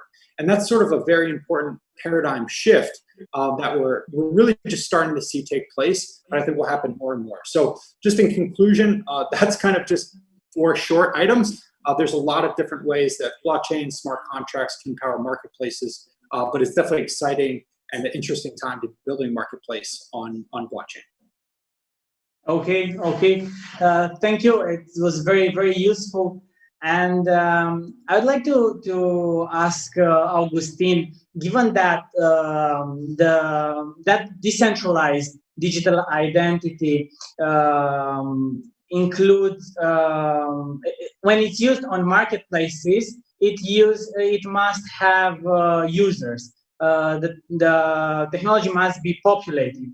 How do digital identity services grow, and how well do they scale? So it's quite a tough situation, right? Blockchain enables us to deliver new ways to handle and manage identity, access to user data, management of access to user data, and so on. But so it really fits as a technology to self-sovereign identity purposes and privacy purposes and traceability of access to data purposes. But it's really difficult to actually reconcile all these blockchain ecosystems and have interoperability between them such that one user can use his identity to access multiple services. When you launch such a identity platform on the blockchain, for it to work, right, it works like a marketplace, just like you said. You need both some services in order for users to be interested in using it, and some users in order for service providers to be interested in using your mechanisms of identification or authentication. So it's really, really difficult to actually try to lift them both at the same time and try to grow in but also the B2B direction and the B2C direction at the same time. So just in mind, thinking about identity and banks were mentioned, you would think that banks are the ideal client, right? The ideal target, because they already have a lot of users, a lot of clients, and they have a lot of business. And I think that would be a way to approach things. Go to the banks and grow from there. But in actuality, are as always, huge institutions that move really, really slowly. They lack innovation. They lack innovative spirit, and that's basically a bad way to go. So our approach at CertMe is actually targeting startups and innovative technologies, fintechs, such as other types of startups that need KYC and in order to be able to deliver services online to their users. So I think maybe approaching this type of niche is better because it provides initial users a wide array of services that they can use and they can access with their digital identity. Okay, good. And considering that we achieved a mass adoption, I'd like to know your opinions, and an open question if you want. How can we minimize the public digital identity footprint? Yeah, I can. I'd like to address that. So what Edmund said really resonates with me. This KYC, where we're giving the information, and it's really bad with banks, but with every crypto exchange, at least in the U.S., right? You're giving every one of them your driver's license or your passport and your social security number and your phone number and your address and everything. I mean, these aren't huge companies that have the infrastructure to keep that safe. So minimizing that, one of the things you mentioned was self-sovereign identity. So we're an investor in Evernym. It's one of the self-sovereign identity companies. So the idea is that you're the only one that's really holding it, and you can provide the absolute minimum that they require. That doesn't completely solve the problem, because then they're probably storing that. Another solution, and this is a Ravencoin solution, where like what you do, where we have Edmund, where we have a one entity that's holding the KYC information. And if I get it wrong, let me know. But basically, it's trying to. There's a company called Thinclusive we invest in that basically makes it easier. So you KYC with one company, and that can be shared transitively across multiple financial institutions. And we've extended that so that you can tag a Ravencoin address. That would allow that tag to represent that Thinclusive is holding that information. I'm getting an echo from somebody, but so self-sovereign identity and tagging kind of solve those problems. Okay, and from the user's perspective, which is your advice to them in order to avoid to how to lose or to make their public their digital identity public to everyone? Yeah, so that it's not public to everyone. That one more time. Oh, no, in general, considering that we are going to start to use digital identities worldwide, I would like to know if you have any advices or how customers could must manage their digital identity in order to keep it safe. Yeah, well, I think self-sovereign identity is the best way to keep that safe and to give the absolute minimum, right? So they may not need your birthday, they may just need age verification, for example, right? So you can just minimize that as much as possible. So that would be one of the goals. And then after that, the infrastructure that we have currently, you don't have a lot of control over that, where basically you're giving it to everyone. So the solution to that would be both a piece of information that you can give to them that says someone else is holding it. That may satisfy the regulators. I mean, the reason we're doing this is for regulators, to be honest. I mean, they don't really need all of your information. They're just being told that they have to have it. So some sort of tag or signed thing that says, hey, this entity is holding it, so that if you ever need it under, regulators ever need it under, a subpoena or something like that, that it's held. That would probably be the best way to minimize it if you have to have it held. The other way is to kind of loosen the regulations, so that everybody's not trying to track what we're doing. But that's tougher. Just to add on that, just very quickly, you mentioned the company Sovereign, and a lot of the companies in the space are building on an infrastructure called DID infrastructure, which makes them interoperable and which allows the bank or who's ever requesting to actually reach in, pull out that data with the user's request, and for that to be completely portable, completely interoperable. W3C is leading an initiative on that to kind of standardize and harmonize these, DID standards and identity resolver so that it would work kind of across the internet. So I just think that that's a really important aspect, and sort of makes us not competitors in a way. We're almost cooperative in a way where, even though we're different for-profit companies that might be trying to achieve our own kind of personal gain in a way, as a whole, we're kind of each fighting the good fight. And it's as an industry that we kind of see the change, where we see things like, as you mentioned, a change in regulation and actually, regulatory norms moving ahead to something more modern. Yep, 100% agree. Okay, we have to admit that nowadays it's cool to use blockchain everywhere, but please let us know how do we use blockchain in this area, in the digital identity area, and is it useful? Yeah, so I'll field this one. I really think that I totally agree with you. There's way too much of technology looking for a solution, rather than looking at what does blockchain really do well and just letting it do that. And in my opinion, blockchain does a really good job of storing hashes immutably. And that's kind of it, right? So with the context of decentralized identity, you can use the blockchain as a trust anchor so that you can anchor certain claims to the blockchain. So you can say that this event for sure 100% happened at this time.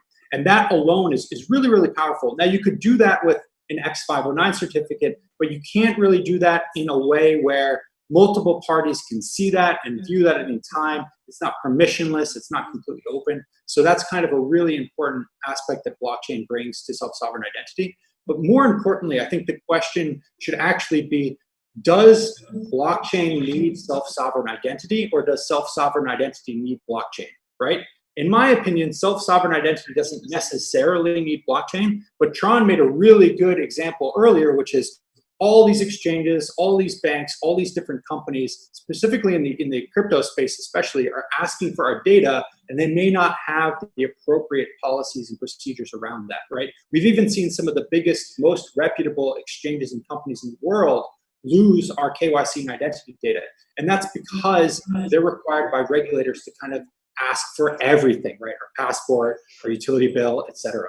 If we use something called verifiable credentials, we can actually minimize the amount of data which is being shared. It's a much, much safer world for everyone involved. So really, I would make the case that self-sovereign identity doesn't need blockchain. Blockchain needs self-sovereign identity. I would agree with that. Like, I'd like to jump in this one as well. Like, I agree with what Edmund's saying there as well, at the risk of being slightly boring. And at Doc, we use, so I agree that, you know, you don't need to have DIDs anchored to a blockchain, for example, but in our case, we're actually building a protocol for companies and developers to build on, and we're using it in a way where we're trying to be like a one-stop shop. So we're trying to make it so that companies and developers that don't have large teams can use our stack, and it's interoperable, so they can pick up bits of ours and use it with other stacks as well. But we are anchoring our DIDs in our blockchain because it just makes it easy. It's one less thing that they need to think about. Of course, because it's interoperable, they could look for alternate solutions. And I would definitely agree, you don't need blockchains for DIDs, but there are times I think it does make sense to have them. Okay. So another status quo thing is that we are talking about blockchain because or thanks to cryptocurrency. Should cryptocurrency transactions be associated with the digital identity? Please unmute your mic. Yeah, yeah, I would say no. One of the things that cryptocurrency was designed, the way it was designed, is every transaction is public and your identity is not. And so this mismatch of trying to associate identity back to it kind of breaks it. And so, because now it's like, I know who it is and I know everything they've done. So I would argue that needs to be unlinked somehow, back to its original design. I'd agree. I think like most people in this space are probably, I would guess, are more privacy advocates than the other way. And I think that it would be interesting actually to hear if anyone else in the panel thinks that they should be, because I'd be totally on board with what Tron's saying. I think the whole, if we lose the ability to have in effect a digital cash, I think it becomes a very dangerous society that we live in. One where literally every transaction, everything that you do online can be tracked. And I think we're kind of going into the Brave New World territory, which is pretty scary stuff. Yeah, but I think this is the way we are heading to. I don't think we get regulatory approval worldwide when this is not linked. So my personal opinion is it must be linked to be compliant with each country, because I don't believe in global distribution without any control. So in our case is we are connecting the digital identity to a wallet, and we are integrating local regulated banking, financial institution, banks and wallet providers into to be attached with a digital identity. That means through the digital identity process, we are identifying where the user is located, where he's a resident. Based on the residency, he receives a list of available financial institutions which are available to him at his local regulatory compliant location. And then he picks one, and then we will adhere to any regulations which is necessary there. We go even a step further. In our solution, we are offering each country to impose a tax on a transaction happening to their citizens, to their residents. And because what we do is we are separating the power, we are giving the power of operating a network to the community owner. We're giving the power to control the user data connected to the digital identity, to the user and only to the user. And we're giving the ability of advertisers to directly access the user data, but only with the full consent of the user and by only paying the user. And the beauty here is because we relate a wallet to the digital identity, we can directly make the advertiser wallet to wallet pay the users for such a transaction. And then on top, we are providing the governments the ability to impose taxes. And so this is a fair sharing of revenues across an entire ecosystem. And then we don't have any tax holes anymore. And no country is circumvented. And each country can impose all the rules they want to impose according to their legislation. Good to know. And talking about different regulations, I'll pretend that today or for the moment that I'm not a lawyer, and I'd like to know how an action performed by, in your vision, how an action performed by a user that used the digital identity may bind him. If I may, and also to build upon previous answers. So I think that the old world of governments and regulations and banks is not going to die before it leaves an imprint on this new one, right? So we need to actually see why regulation is needed, why it's done the way it's done, and maybe have the best of both worlds in the blockchain realm, right? Maybe for some amounts of transactions, you can have them anonymously, but exceeding some amounts, should be linked to some form of verifiable identity. For us at Certainty, we actually want to, one of the milestones that we have in the near future is to build a wallet where we can associate digital assets with an ADAS compliant identity and an ADAS compliant identity that can also perform qualified digital signatures with respect to the ADAS regulation, such that any sort of asset, be it financial or non-financial, on a blockchain transacted from a wallet or a blockchain address associated with a certain address actually has legal binding value and offers ownership rights of said asset to the identity that holds the wallet. Okay. At the end of the day, more or less, all it's about money. So I would like to ask Nick, what is the most innovative monetize of identity solution you have came across? And I kind of pose this question, also interested in what the other guys in the panel have, because with identity services, what I see is the use cases and the number of users using identity services increasing fairly rapidly.